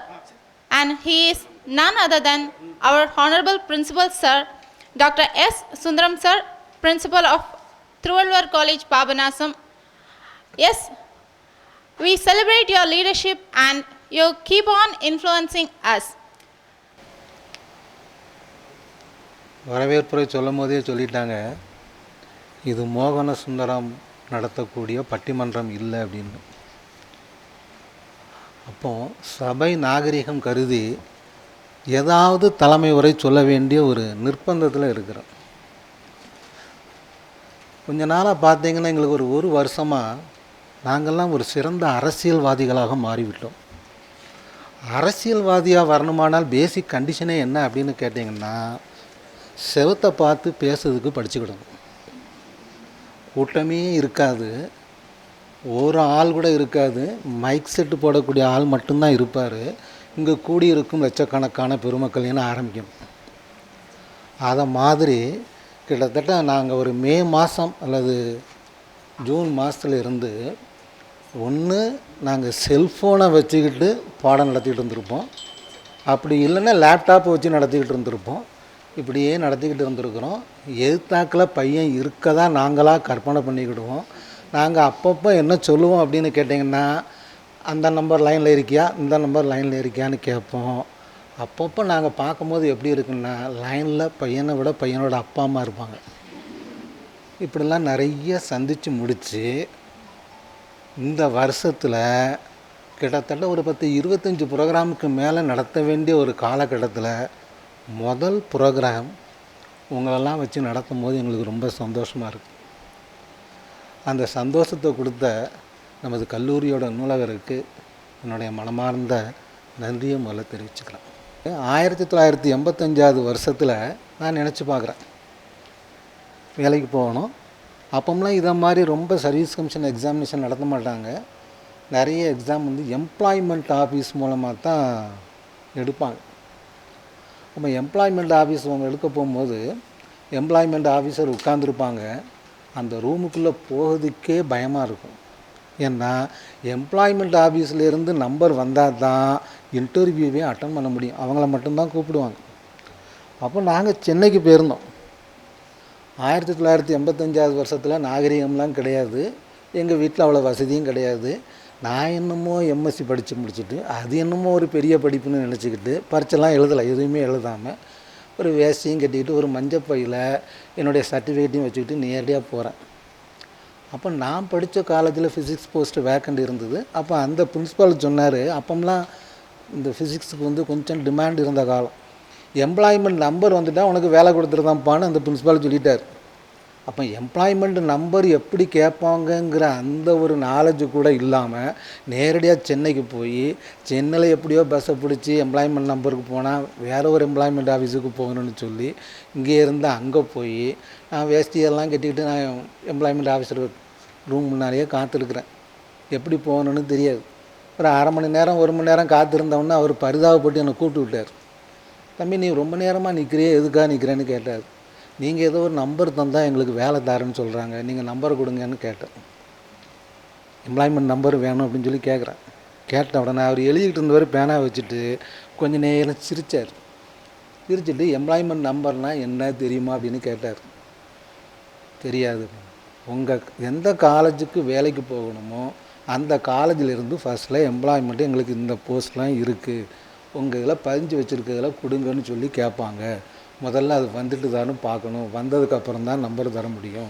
நீங்கள் ஃபஸ்ட்டில் எந்த காலேஜுக்கு போய் கேட்டிங்களோ அந்த காலேஜில் போய் list கேட்டு அனுப்பியாச்சான்னு கேட்டுட்டு வாங்க, வந்தால் உங்களுக்கு கண்டிப்பாக செய்கிறேன்னு சொன்னார். ஒரு காலகட்டத்தில் அப்படி இருந்தது. அப்போ எம்ப்ளாய்மெண்ட் ஆஃபீஸரை பார்க்குறதாக இருந்தாலே பெரும்பாடு. இப்போது தற்செயலாக நான் திருநெல்வேலிக்கு போயிருந்தேன். திருநெல்வேலிக்கு போயிருந்தப்போ ட்ரெஷரிக்காக போயிருந்தேன். ட்ரெஷரியில் போகும்போது ஒரு சாதாரண ஒரு ஸ்கூட்டி முன்னால் நம்மளுடைய ஒரு கல்லூரி பேராசிரியருக்கு தண்ணி ஊற்றி கொடுத்துட்டு இருந்தாங்க. அவங்கள பார்த்த உடனே தெரிஞ்சு போச்சு நம்ம ஸ்டூடெண்ட்டுன்னு தெரிஞ்சு போச்சு. ஆனால் அவங்க பக்கத்தில் இருக்கக்கூடிய எம்ப்ளாய்மெண்ட் ஆஃபீஸில் ஆஃபீஸராக இருப்பாங்கன்னு எனக்கு தெரியாது. அப்போ துணியில் போனவொடனே அந்த நீங்கள் அவங்ககிட்ட பேசிகிட்டு இருக்க போகும்போது என்னம்மா ஒர்க் பண்ணுறீங்களா அப்படின்னு சொல்லி கேட்டேன். இந்த ஆஃபீஸில் தான் வேலை பார்க்குறேன்னு. அப்போ கூட நான் என்ன நினச்சேன் அப்படின்னு கேட்டிங்கன்னா, ஏதோ கிளரிக்கல் கடையில் இருப்பாங்க போல இருக்குது, இந்த ஆஃபீஸில் என்ன வேலை பார்க்குறீங்கன்னு கேட்டேன். அப்போ தான் சொன்னாங்க எம்ப்ளாய்மெண்ட் ஆஃபீஸராக இருக்குதுன்னு சொன்னாங்க. எனக்கு 1985 வருஷம் ஞாபகத்துக்கு வந்துடுச்சு. ஒரு எம்ப்ளாய்மெண்ட் ஆஃபீஸரை பார்க்கறதுக்கு நம்ம எவ்வளோ கஷ்டப்பட்டோம். இப்போ சர்வசாதாரணமாக நம்ம முன்னால் நிற்கிறாங்களே. எனக்கு மனசளவில் என்ன ஒரு சந்தோஷம் அப்படின்னு கேட்டிங்கன்னா, நம்மக்கிட்ட படித்த ஒரு மாணவி வந்து இந்த மாதிரி ஒரு சூழலுக்கு வந்திருக்காங்க. இது ஒரு சந்தோஷமாக இருந்தது. அந்த வகையில் நம் கல்லூரிக்கு வருகை தந்துள்ள மாவட்ட வேலைவாய்ப்பு அலுவலரும் நமது கல்லூரி மாணவியுமான சுபலக்ஷ்மியை உங்கள் அனைவர் சார்பாக வரவேற்பதிலும் நல்லதொரு பயிற்சியை நம் மாணவர்களுக்கு கொடுக்கணும் அப்படின்னு கேட்டுக்கணும். இங்கே இருக்கக்கூடிய ஸ்டூடெண்ட்ஸ் பூரா பார்த்தீங்கன்னா பூராமே சுயநிதி பாடப்பிரிவாக தான் இருக்குது. ஏன்னா நீங்கள் தானே காசு கொடுத்து படிக்கிறீங்க, காசோட அருமை உங்களுக்கு தெரியும்னு நினைக்கிறேன். இப்போ இந்த 50 பேர் இருக்கீங்கன்னா இந்த 50 பேர் ஏற்கனவே சொன்ன மாதிரி அரசியல்வாதி மாதிரி ட்ரைனிங் எடுக்காதீங்க. முதல்லையே சொல்லியாச்சு, அரசியல்வாதி மாதிரி ட்ரைனிங் எடுத்தால் உங்களால் எதுவுமே படிக்க முடியாது. அப்போ நீங்கள் உண்மையிலேயே பாடத்தை படிக்கணுங்கிற எண்ணத்தோடு வந்தால் மட்டும்தான் இதில் பாஸ் பண்ண முடியும். எனக்கு தெரிஞ்சு 100 பேர் எழுதுனா ஒரு ஆள் பாஸ் பண்ணுவாங்க. 1% பாஸ் பண்ணி போனால் உண்மையிலேயே நல்ல சிறப்பாக. இது எனக்கு என்ன ஒரு ஞாபகத்துக்கு வருதுன்னா, எங்கள் நம்ம கல்லூரியில் வந்து ஒரு 10-20 வருஷத்துக்கு முன்னால் ஒரு ஸ்டூடெண்ட் இருந்தாங்க. ஏன்னா கொஞ்சம் ரிலாக்ஸ் பண்ணிக்கலாங்கிறதுக்காக தான் இதை பூரா சொல்கிறது, பழைய நினைவுகளை சொல்கிறது. அந்த பையன் இதே மாதிரி கல்லடைக்குறிச்சியில் இருந்தால் வந்தான். கிளாஸுக்கே வரமாட்டான். அவன் எப்படி பரீட்சை எழுதுவான் அப்படின்னு கேட்டிங்கன்னா, அந்த காண்டனேஷன் ஃபீஸ் கட்டி தான் அவன் எக்ஸாமே எழுதுவான். அவனை கூப்பிட்டு ஏன்டா இப்படி பணம் வேஸ்ட்டாக காண்டனேஷன் ஃபீஸ்லாம் கட்டுற, நீ கிளாஸுக்கு ஒழுங்காக வர வேண்டியதானேன்னு கேட்டால், போங்க சார் இந்த பாடத்தை படித்து நான் என்ன செய்ய போகிறேன், நான் வேலைக்கு ப்ரிப்பேர் பண்ணிக்கிட்டு இருக்கேன்னு தான். அப்படியாப்பா சந்தோஷம்னு சொல்லி முடித்தாச்சு. 3 வருஷம் கழித்து முடித்து இங்கே உள்ள பேப்பரில் ஒரு 25 பேப்பர் அரியர் கிடக்கு. ஆனால் பேங்க் எக்ஸாம் பாஸ் பண்ணிட்டான். பாஸ் பண்ணி முடிச்சுட்டு கள்ளக்குறிச்சியிலேருந்து பேங்க் எக்ஸாமுக்கு வேலைக்கு போயாச்சு. ஒரு 3-4 வருஷம் கழித்து முடித்த உடனே ப்ரமோஷன் வேணும். ப்ரமோஷன் வேணுங்கிறதுக்கு பேசிக் கண்டிஷன் என்ன போட்டான்னா டிகிரி வேணுன்ட்டான். அவனுக்கு 25 பேப்பர் இருக்குது, அதில் ஃபிசிக்ஸ் 4 பேப்பரும் அரியர் போட்டிருக்கான். அப்போ அந்த 4 பேப்பர் பாஸ் பண்ணுறதுக்கு முக்கியமான கொஷின் எதுன்னு அவனுக்கு தெரிஞ்சு அந்த முக்கியமான கொஷினை மட்டும் படிக்கணும் அப்படின்ட்டு வரப்போகும்போது அந்த நேரத்தில் நம்ம யூனிவர்சிட்டியில் எதுவும் ஒரு ட்ரைனிங் கோர்ஸுக்காக நாங்கள் போயிருந்தோம். இவன் 6 மணிக்கு அந்த ட்ரைனிங் சென்டர் நடக்கக்கூடிய இடத்துல எதிர்த்தாக்கில் இவன் நிற்கிறான். இவனை ஆளையே தெரியலை. அந்த அன்றைக்கி அவனுக்கு எல்லாத்தையும் எப்படி எப்படிலாமோ சொல்லிக் கொடுத்து எல்லா பேப்பரும் பாஸ் பண்ணிட்டான். பாஸ் பண்ணிவிட்டு இப்போ இடையில சங்கரன் கோயில் பக்கத்தில் ஏதோ ஒரு இடத்துல மேனேஜராக இருந்தான். அவன் மேனேஜராக இருக்காங்கிறதே எங்களுக்கு தெரியாது. நான் அந்த இடத்துக்கு தற்செயலாக போகிறேன். கண்ணாடி கூண்டெல்லாம் போட்டிருக்கு. மேனேஜர் பெரிய போஸ்ட் நினச்சிட்டு நான் வாசல்லையே உட்காந்துருக்கேன். உள்ளே உட்காந்துருந்த பையன் வெளியே வரான், ஆளையே தெரியல. அவனுக்கு என்ன தெரிஞ்சிருக்கு.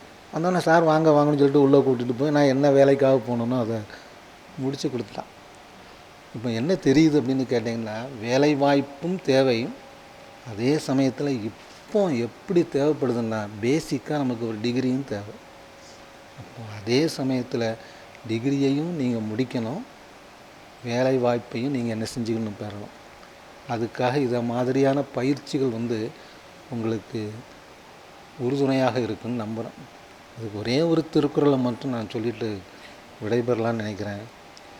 எண்ணிய எண்ணியாங்கு எய்துவ எண்ணியர் திண்ணியராக பெறின்னு ஒரு இது இருக்கு. நினைச்ச காரியத்தை அடைவதற்காக கடுமையான உழைப்பு தேவை. அந்த உழைப்பு இருந்தால் மட்டும்தான் நீங்கள் என்ன செய்ய முடியும், தேர்வில் வெற்றி பெற முடியும். வெற்றி பெற்றாச்சுன்னா அதுக்கப்புறம் நீங்கள் ராஜாதான், எந்த இடத்துல வேலைக்கு போனாலும் சரி. அதனால் அந்த இலக்கை மையமாக வைத்து நீங்கள் வாழ்க்கையில் முன்னேற வேண்டும். அதற்கு திருவள்ளுவர் கல்லூரி ஒரு அடித்தளம் அமைத்து கொடுக்கும் என்று நான் நம்புகிறேன். வாய்ப்பளித்த அனைத்து பெருமக்களுக்கும் நன்றி கூறி விடைபெறுகிறேன். நன்றி. Thank you very much, sir. Great leader don't set out to be a leader. They set out to make a difference. It's never about the role, always about the goal. It's my immense pleasure to welcome Mr. Shri R. Natarajan sir, the college committee member and the administrative officer, to felicitate the event. கல்லூரியின் நூலகத்துறை சார்பாக நடைபெற்று கொண்டிருக்கின்ற தமிழ்நாடு அரசு பணியாளர் தேர்வாணைய தேர்வுகளிலே கலந்து கொண்டு அதிலே வெற்றி பெறுவதற்கான பயிற்சி வகுப்புகளை மாவட்ட வேலைவாய்ப்பு அலுவலகம் மூலம் நடத்தவிருக்கின்றார்கள்.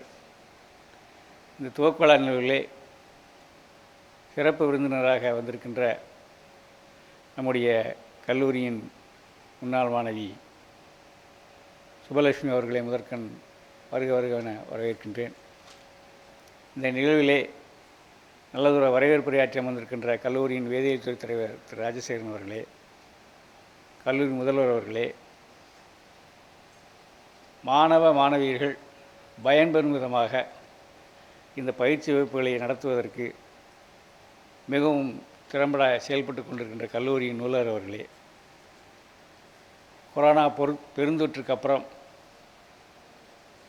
நமது கல்லூரியிலே நடைபெறுகின்ற முதல் நிகழ்வாகும்.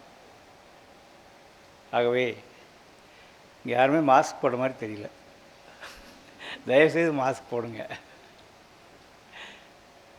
ஒரு அவேர்னஸ். கொரோனா முற்றிலும் ஒழிஞ்சிக்கிட்டுன்னு நினைக்காதீங்க. இருக்குது, என்ன இருக்குது, எப்போ வேணாலும் வரலாம். ஆமாம், எங்களை மாதிரி வயசான ஆட்கள் கண்டிப்பாக போட்டு தான் ஆகணும். அதனால் நான் மாஸ்க் போடுறதில் கூச்சப்படவே மாட்டேன். எந்த நிகழ்வாக இருந்தாலும் சரி, 1000 பேர் இருந்தாலும் நான் மட்டும்தான் மாஸ்க் போட்டிருந்தாலும் அதை பற்றி கவலைப்பட மாட்டேன். முதல்ல உங்களுடைய உடல் தேக ஆரோக்கியம் தான் முக்கியம். அப்புறம் தான் நீங்கள் படிக்கிறது. தேக ஆரோக்கியமாக நீங்கள் என்ன படிக்க முடியும்? அதை முதல்ல கருத்தில் வச்சுக்கிடுங்க. ரெண்டாவது அவங்க சுபலட்சுமி அவங்க கல்லூரி படிப்பை முடித்த பிறகு அரசு பணியிலே சேர்ந்தாக வேண்டும் என்ற ஒரு முனைப்புடன் தேர்வாணையத்தின் பல தேர்வுகளை எழுதி அவர்களும் ஒரு சகோதரி அவர்களும் தமிழ்நாடு அரசு பணி தேர்வுகளில் தேர்ச்சி பெற்று இன்று மாவட்ட இளநிலை வேலைவாய்ப்பு அலுவலராக பதவியேற்றுக்கின்றார்கள்.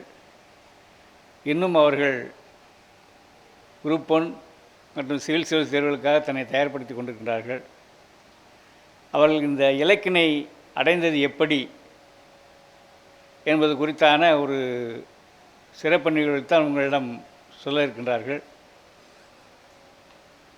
இங்கே இருக்கின்ற மாணவ மாணவியர்கள் அவர்களது சிறப்புரையை மிகவும் கூர்ந்து கவனித்து நீங்களும் அவர்களைப் போல ஒரு அதிகாரியாக வருவதற்கு முக்கியமாக கடின உழைப்பு வேண்டும். சும்மா 4 புக்கு மட்டும் படிச்சுட்டு போகலான்லாம் முடியாது. படிக்கணும். ஒரு நாளைக்கு 10 மணி நேரமாவது படிக்கணும்.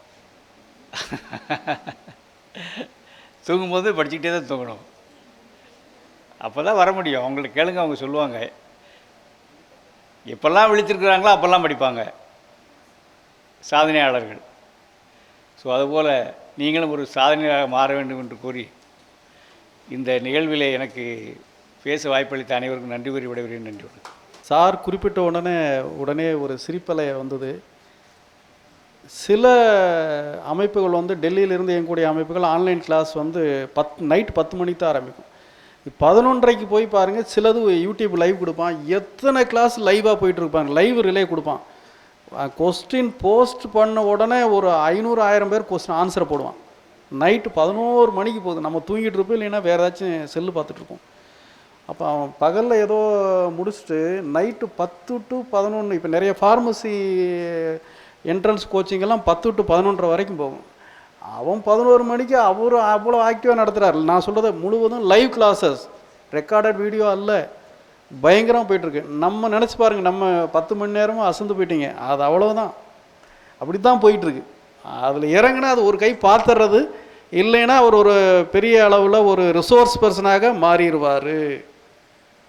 அவ்வளோதான். இவங்க ரிசோர்ஸ் பர்சனாக மாறினால தான் அவங்க சகோதரி பிறரெல்லாம் வந்து என்ன பண்ண முடிஞ்சது, தேர்ச்சி பெற முடிஞ்சது. I am very glad to invite Dr. S. Sundaram Nachia ma'am, head of the Commerce Department, to felicitate chief guest with a shawl, and also Sri R. Natarajan sir to felicitate the chief guest with a memorandum.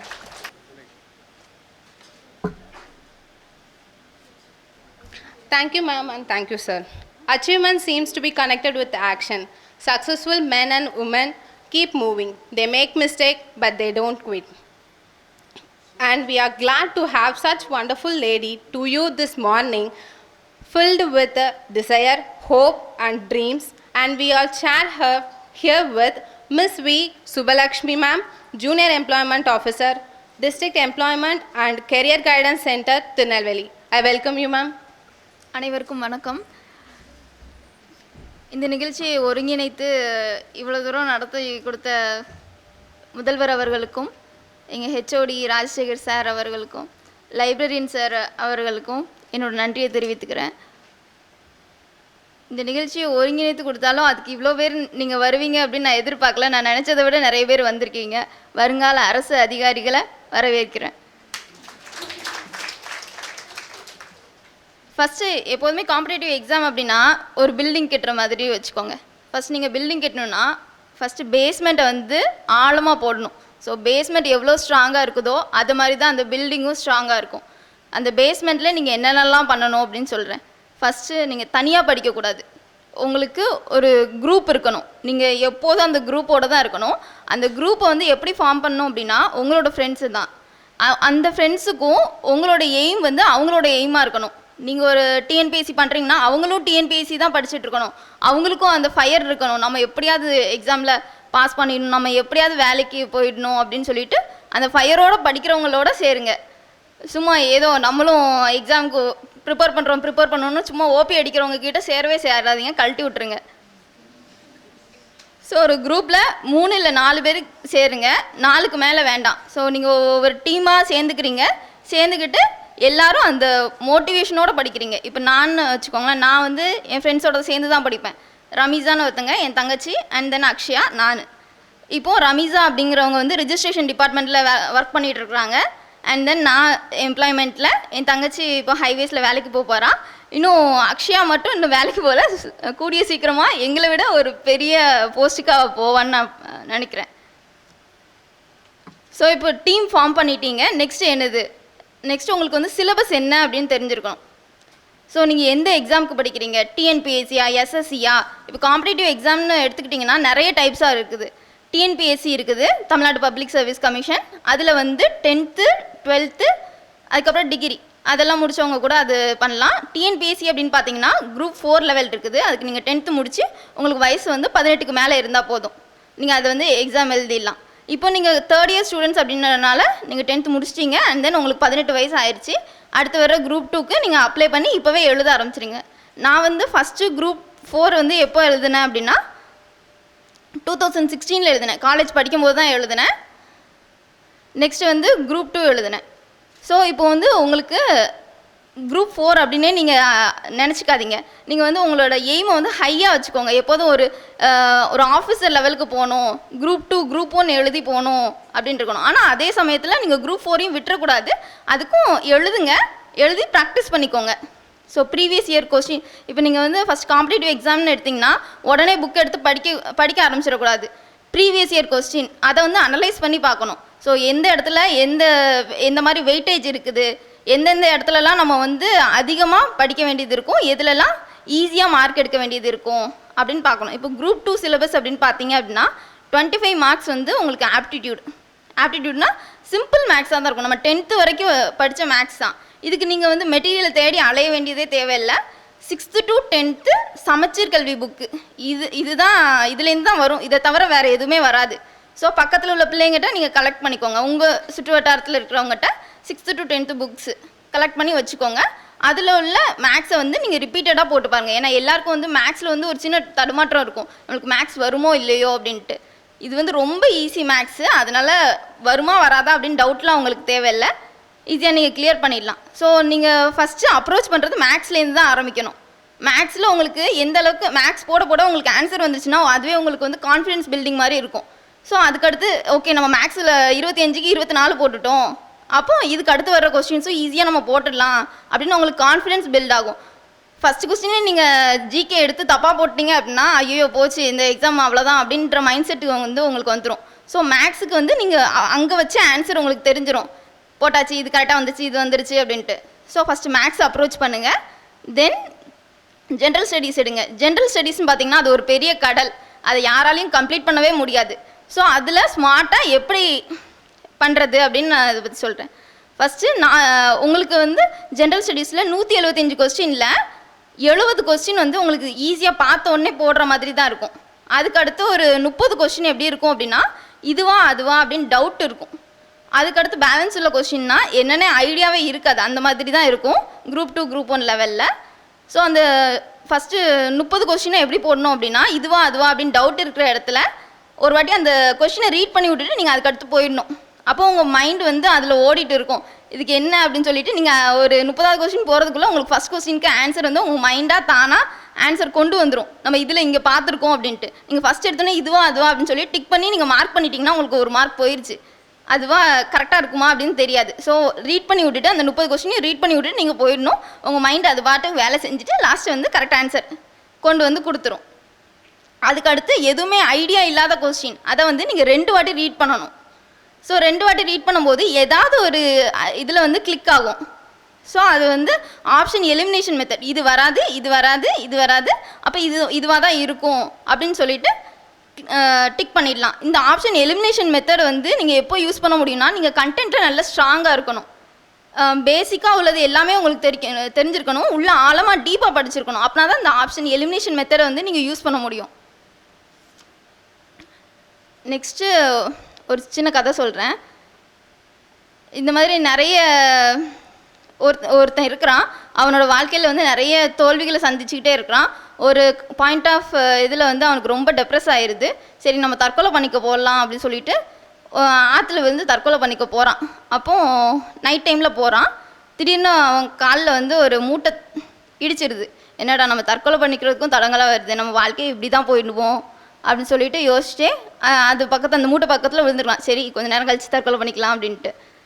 அப்புறம் அந்த மூட்டையிலேருந்து பிரித்து பார்க்கணும், நிறைய சின்ன சின்ன கல்லாக இருக்குது. சரி அப்படின்னு சொல்லிட்டு அந்த கல்லெல்லாம் தூக்கி ஆற்றுல அப்படியே தூக்கி தூக்கி எரிஞ்சிட்டே இருக்கிறான். அப்படியே பொழுது விடிஞ்சிருது. பொழுது விடிஞ்சு சூரியன் வந்ததுக்கப்புறம் அந்த கல் வந்து ஷைன் ஆக ஆரம்பிக்கு. அதுதான் அவன் கையில் இருக்கிற லாஸ்ட் கல். என்னடா ஷைன் ஆகுதே அப்படின்னு சொல்லி அவன் பார்க்குறான். அது வந்து வைரக்கல். அப்போ அவன் தூக்கி போட்டது எல்லாமே வந்து வைரக்கல் ஆற்றோட போயிடுச்சு. லாஸ்ட் கல் மட்டும்தான் இருக்குது. இந்த கல் தான் உங்களோட ஆப்பர்ச்சுனிட்டிஸ். உங்களுக்கு ஒரு மூட்டை நிறைய ஆப்பர்ச்சுனிட்டிஸ் இருக்குது. அதை நீங்கள் எப்படி யூஸ் பண்ணுறீங்க அப்படின்றத பொறுத்து தான் உங்களுக்கு அதுக்கு அடுத்து இருக்குது, அதுக்கு அடுத்து உங்களோட லைஃப் இருக்குது. ஸோ உங்கள் கையில் இப்போது ஒரு பேக் ஆஃப் வைரக்கற்கள் இருக்குது. இதுக்கு அடுத்து நீங்கள் அந்த கல்லை வந்து வேஸ்ட் பண்ணாமல் எப்படி யூஸ் பண்ணுறீங்க அப்படின்றது தான். டிஎன்பிஎஸ்சி சரி எனக்கு டிஎன்பிஎஸ்சி வேண்டாம், எனக்கு வந்து நான் ஒரு யூனிஃபார்ம் சர்வீஸ்க்கு போகணும் அப்படின்னா அதுக்கும் தனியாக டிபார்ட்மெண்ட் இருக்குது. டிஎன்யூஎஸ்ஆர்பியில் பொறுத்த வரைக்கும் 4 போஸ்ட்டுக்கு எடுக்கிறாங்க. ஜெயிலர் எடுக்கிறாங்க, அதுக்கப்புறம் போலீஸ் கான்ஸ்டபிள் எடுக்கிறாங்க, ஃபயர் சர்வீசஸ் எடுக்கிறாங்க, அண்ட் தென் ஆர்ம்டு சர்வீசஸ், அப்புறம் எஸ்ஐ எக்ஸாம் இருக்குது. மற்ற எல்லாமே வந்து 10th 12th லெவலில் இருக்கும். எஸ்ஐ வந்து டிகிரி லெவலில், நீங்கள் டிகிரி முடிச்சிட்டிங்கன்னா எஸ்ஐ எக்ஸாம் எழுதலாம். தென் அதுவும் எனக்கு இஷ்டம் இல்லை, நான் வந்து சயின்ஸ் கிராஜுவேட்டு, நான் சயின்ஸ் லெவலில் எங்கேயாச்சும் போகணும் அப்படின்னு நீங்கள் நினச்சிங்க அப்படின்னா நேஷ்னல் டிஃபென்ஸ் அகாடமி அப்படின்னு சொல்லிட்டு ஒன்று NDAன்னு ஒன்று இருக்குது. அந்த வெப்சைட்டில் போய் நீங்கள் சர்ச் பண்ணி பார்த்தீங்கன்னா சயின்ஸ் கிராஜுவேட்ஸ்க்கு தகுந்த மாதிரி நிறைய ஆப்பர்ச்சுனிட்டிஸ் போட்டுகிட்டே தான் இருக்கிறாங்க. ரெகுலராக அதையும் ஃபாலோ பண்ணிட்டுருங்க. கொஞ்சம் நோட்ஸ் எடுத்து வச்சுக்கோங்க. எடுத்துட்டிங்களா? ஃபஸ்ட்டு டிஎன்பிஎஸ்சி நோட் பண்ணி வச்சுக்கோங்க. 10th 12th டிகிரி எந்த ஸ்டாண்டர்ட்னாலும் இதில் வந்து எழுதலாம். ஆனால் நீங்கள் டிகிரி முடிச்சிருக்கீங்க. ஸோ நீங்கள் டிகிரி முடித்ததுக்கு ஒரு அர்த்தம் வேணும். அதுக்காக நீங்கள் வந்து மற்ற எல்லாம் ட்ரை பண்ணுங்கள். ஆனால் டிகிரி லெவலில் உள்ளதுக்கு வேலைக்கு போங்க. நெக்ஸ்ட்டு டிஎன்யூஎஸ்ஆர்பி, அதை பற்றி சொல்லிட்டேன். டிஎன்யூஎஸ்ஆர்பியை நோட் பண்ணி வச்சுக்கோங்க. 12th ஃபிசிக்ஸ் கெமிஸ்ட்ரி மேக்ஸ் எடுத்தவங்களுக்கு NDAன்னு சொன்னேன், நேஷ்னல் டிஃபென்ஸ் அகாடமி. அதில் ரெகுலராக போஸ்ட் போட்டுகிட்டே தான் இருக்கிறாங்க. அதுக்கு நீங்கள் அப்ளை பண்ணிக்கலாம். அந்த வெப்சைட்டை போய் நான் சொல்கிற வெப்சைட்டெல்லாம் போய் பாருங்கள். நெக்ஸ்ட் அதுவும் எனக்கு இஷ்டம் இல்லை, நான் வந்து பேங்கிங் வேலைக்கு தான் போகிறேன் அப்படின்னா IBBS அதில் வந்து நேஷ்னலைஸ்டு பேங்க்குள்ள உள்ள வேக்கன்சிஸ் எல்லாம் போஸ்ட் பண்ணிகிட்டே இருப்பாங்க. SBI PO கிளர்க்கு லெவல்லையும் போஸ்ட் பண்ணிகிட்டு இருப்பாங்க. ஸோ நல்ல பேக்கேஜஸ் இருக்குது, அதுக்கு நீங்கள் ட்ரை பண்ணலாம். உங்களுக்கு மேக்ஸ் வந்து நல்லா வரும், நான் வந்து மேக்ஸை வந்து ஈஸியாக போட்டுருவேன் அப்படின்னா நீங்கள் அதுக்கு ட்ரை பண்ணலாம். And then RRB SSC railway recruitment board இருக்கிறதுலே இந்தியா லெவலில் வந்து அதிக வேக்கன்சிஸ் கொடுக்குறது நம்ம இந்த RRB தான். அடிக்கடி வேக்கன்சிஸ் வந்துக்கிட்டு இருக்கும். 1 லட்சம் 2 லட்சம் அப்படின்னு சொல்லிட்டு நிறைய பல்க் வேக்கன்சிஸ் வரும். ஆனால் தமிழ்நாட்டிலேருந்து ரொம்ப பேர் செலக்ட் ஆக மாட்டேங்காங்க. ஏன் அப்படின்னா நம்ம போட்டி போட்டால் தான் செலக்ட் ஆக முடியும். போட்டியே இங்கே வந்து கம்மியாக தான் போடுறாங்க. நாட்டில் இருக்கிற அளவுக்கு சதர்னில் வந்து அந்த அளவுக்கு RRB SSCயில் அவங்க வந்து கான்சன்ட்ரேட் பண்ண மாட்டாங்க. ஃபுல்லாகவே டிஎன்பிஎஸ்சின்னு இதுக்கே தான் போயிட்டுருக்காங்க. நம்மளுக்கு சென்ட்ரல் கவர்மெண்ட் ஜாப் இருக்குது. அண்ட் தென் டிஎன்பிஎஸ்சி விட ஈஸி எக்ஸாம். ஜஸ்ட் மேக்ஸ் கொஞ்சம் போட தெரியணும். டிஎன்பிஎஸ்சியில் வந்து சயின்ஸ் நிறைய தெரியணும், அதில் வந்து மேக்ஸு கொஞ்சம் தெரிஞ்சிருக்கும். டிஎன்பிஎஸ்சி லெவலை விட ஒரு ஸ்டெப் அதிகமாக இருக்கும் மேக்ஸ் மட்டும். ஆனால் comparing with TNPSC and RRB தான் ஈஸின்னு நான் சொல்லுவேன். RRBயில் வந்து கொஞ்சம் படிச்சிருந்தா போதும். 10th கம்மியாக கூட படித்தவங்க கூட ஒர்க் பண்ணிட்டு தான் இருக்கிறாங்க.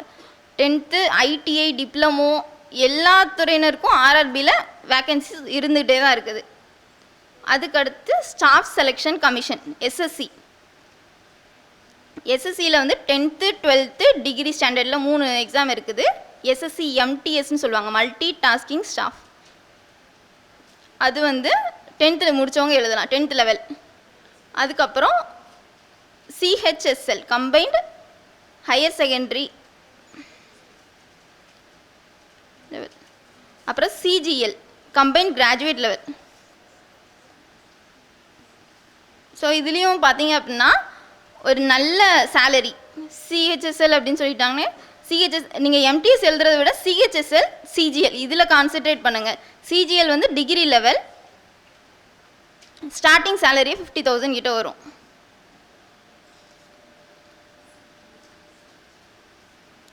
தென் இதெல்லாம் உங்களுக்கு வேண்டாம் அப்படின்னு நினச்சிங்க அப்படின்னா ஃபாரஸ்ட்டில் ஒரு எக்ஸாம் இருக்குது. அது ரொம்ப ரொம்ப ஈஸி, ஆர்ஆர்பியை விட ரொம்ப ஈஸி. எழுதுனாலே கிளியர் பண்ணலாம். நமக்கு பேசிக்காக கொஞ்சம் கொஞ்சம் தெரிஞ்சிருக்கணும், அவ்வளோதான். ஸோ ஃபிசிக்கல் உள்ளவங்க ஃபாரஸ்ட் எக்ஸாம் எழுதலாம். இல்லை நான் நல்லா படிப்பேன், எனக்கு வந்து நான் எவ்வளோ கொடுத்தாலும் நான் படிக்கிறேன், ஆனால் எனக்கு வந்து ஒரு ஐஏஎஸ் ஐபிஎஸ் ஆகணும் அப்படின்னு நினச்சிங்கன்னா யூபிஎஸ்சி எழுதுங்க. இப்போ டிஎன்பிஎஸ்சி வந்து 4 hours நீங்கள் டெய்லி ப்ரிப்பேர் பண்ணிட்டு இருந்தீங்கன்னா யூபிஎஸ்சிக்கு 2 மடங்கு அதிகமாக ப்ரிப்பேர் பண்ண வேண்டியது இருக்கும். 8 hours ப்ரிப்பேர் பண்ண வேண்டியதாக இருக்கும். அதுலேயும் ப்ரிலிம்ஸ், மெயின்ஸு, அப்புறம் இன்டர்வியூ. ஃபஸ்ட்டு குரூப் 2 பற்றி நான் கிளியர் பண்ணுறதை பற்றி சொல்லிடுறேன்.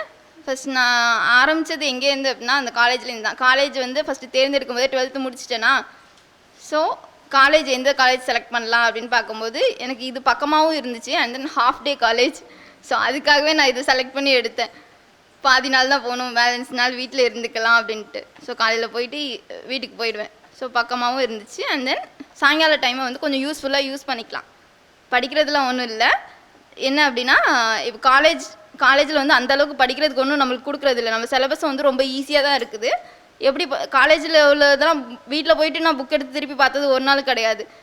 எப்படி படிப்பேன் அப்படின்னா காலேஜில் உள்ளதை அப்படியே காலையில் பஸ்ஸில் வரும்போது நேற்றுக்கு என்ன நடத்துனாங்க அப்படின்னு சொல்லி லைட்டாக திருப்பி பார்த்துட்டு வர்றது தான்.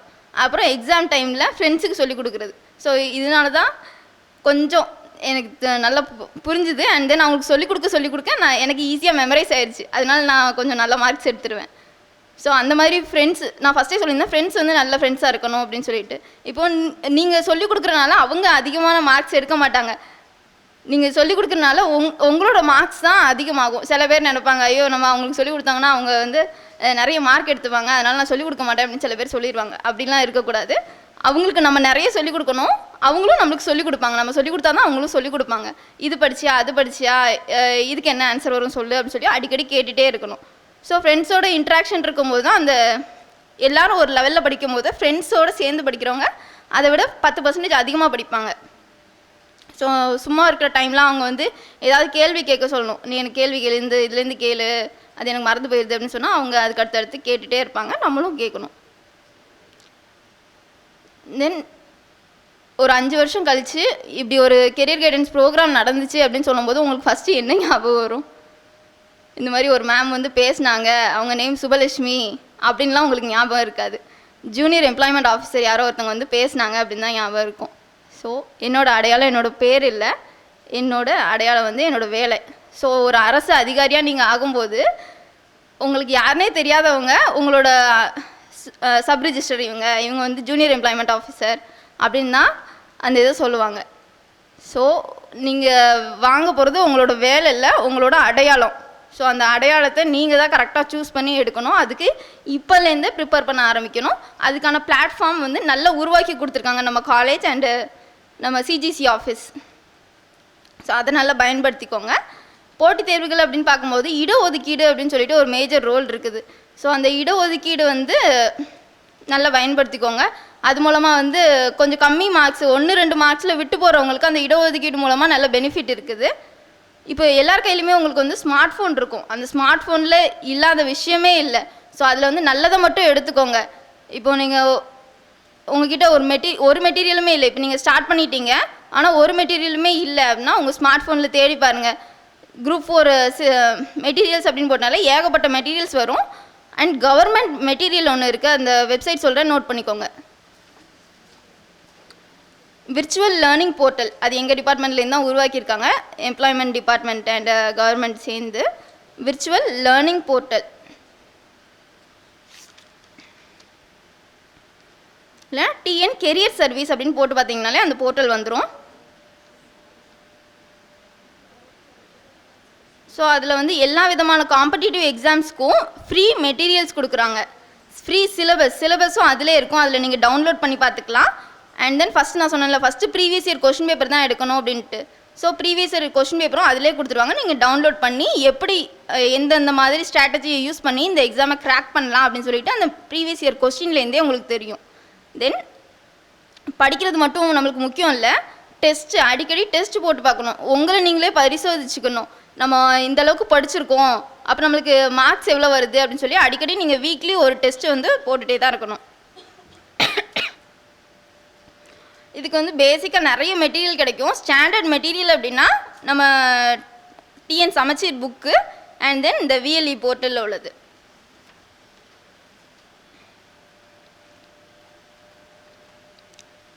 இதோட என்னோட உரையை முடிச்சுக்கிறேன். நேர்மையான அரசு அதிகாரிகளை உருவாக்குறதுல எனக்கும் ஒரு பங்கு இருக்குது அப்படின்னு நான் ரொம்ப பெருமைப்பட்டுக்கிறேன்.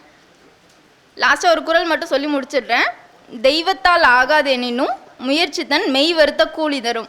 உங்களோட முயற்சிகள் எவ்வளோவுக்கு எவ்வளோ அதிகமாக இருக்குதோ அந்த அளவுக்கு வெற்றியை நோக்கி நீங்கள் பக்கத்தில் வந்துக்கிட்டே இருக்கிறீங்க. நன்றி.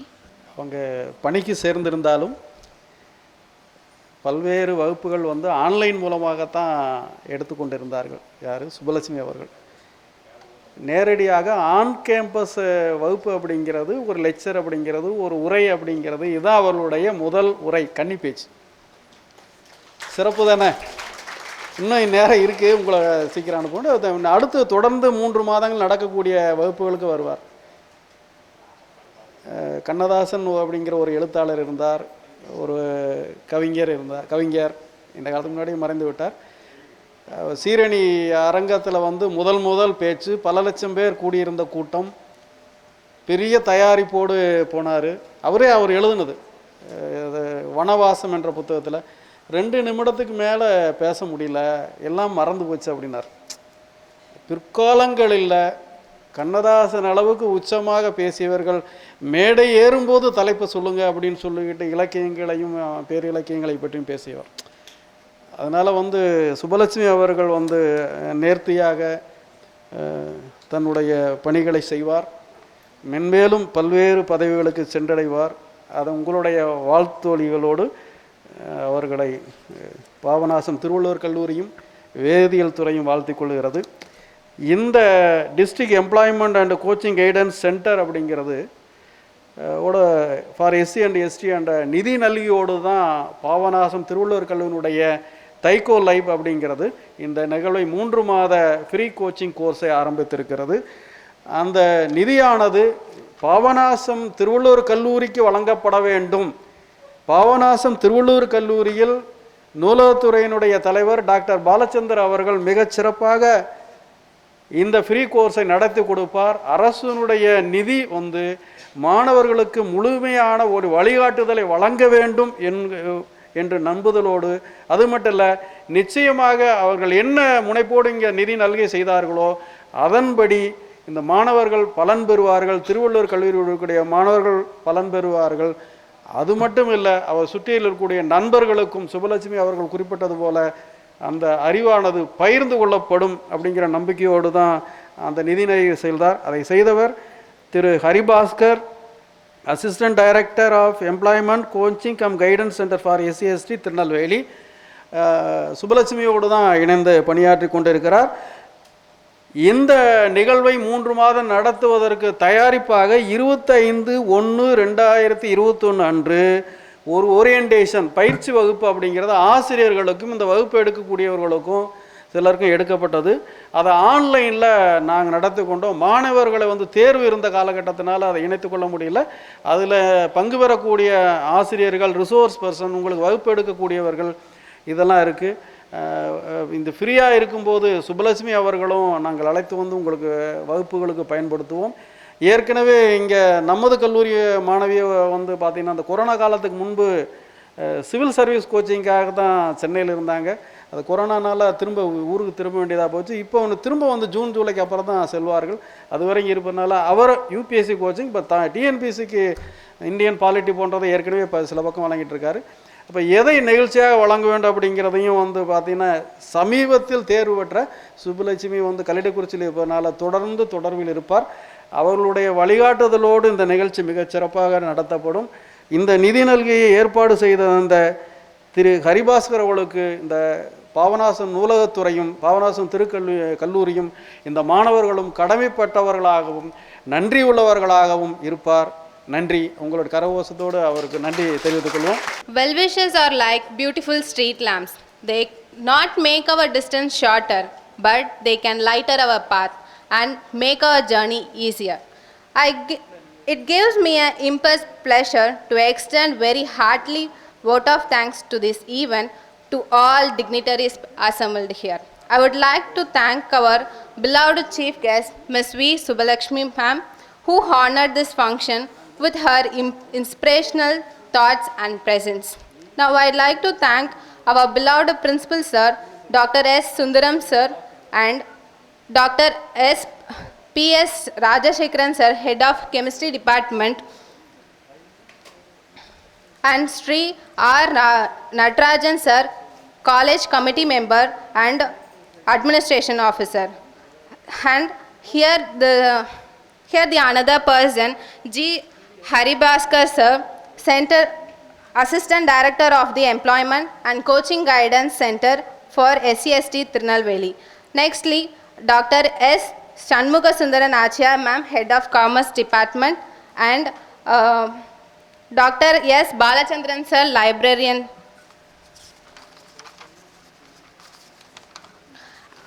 And I would like to thank other staff members, students, participants, volunteers and media support, and last but not least our beloved audience for making this inaugural function as grand success.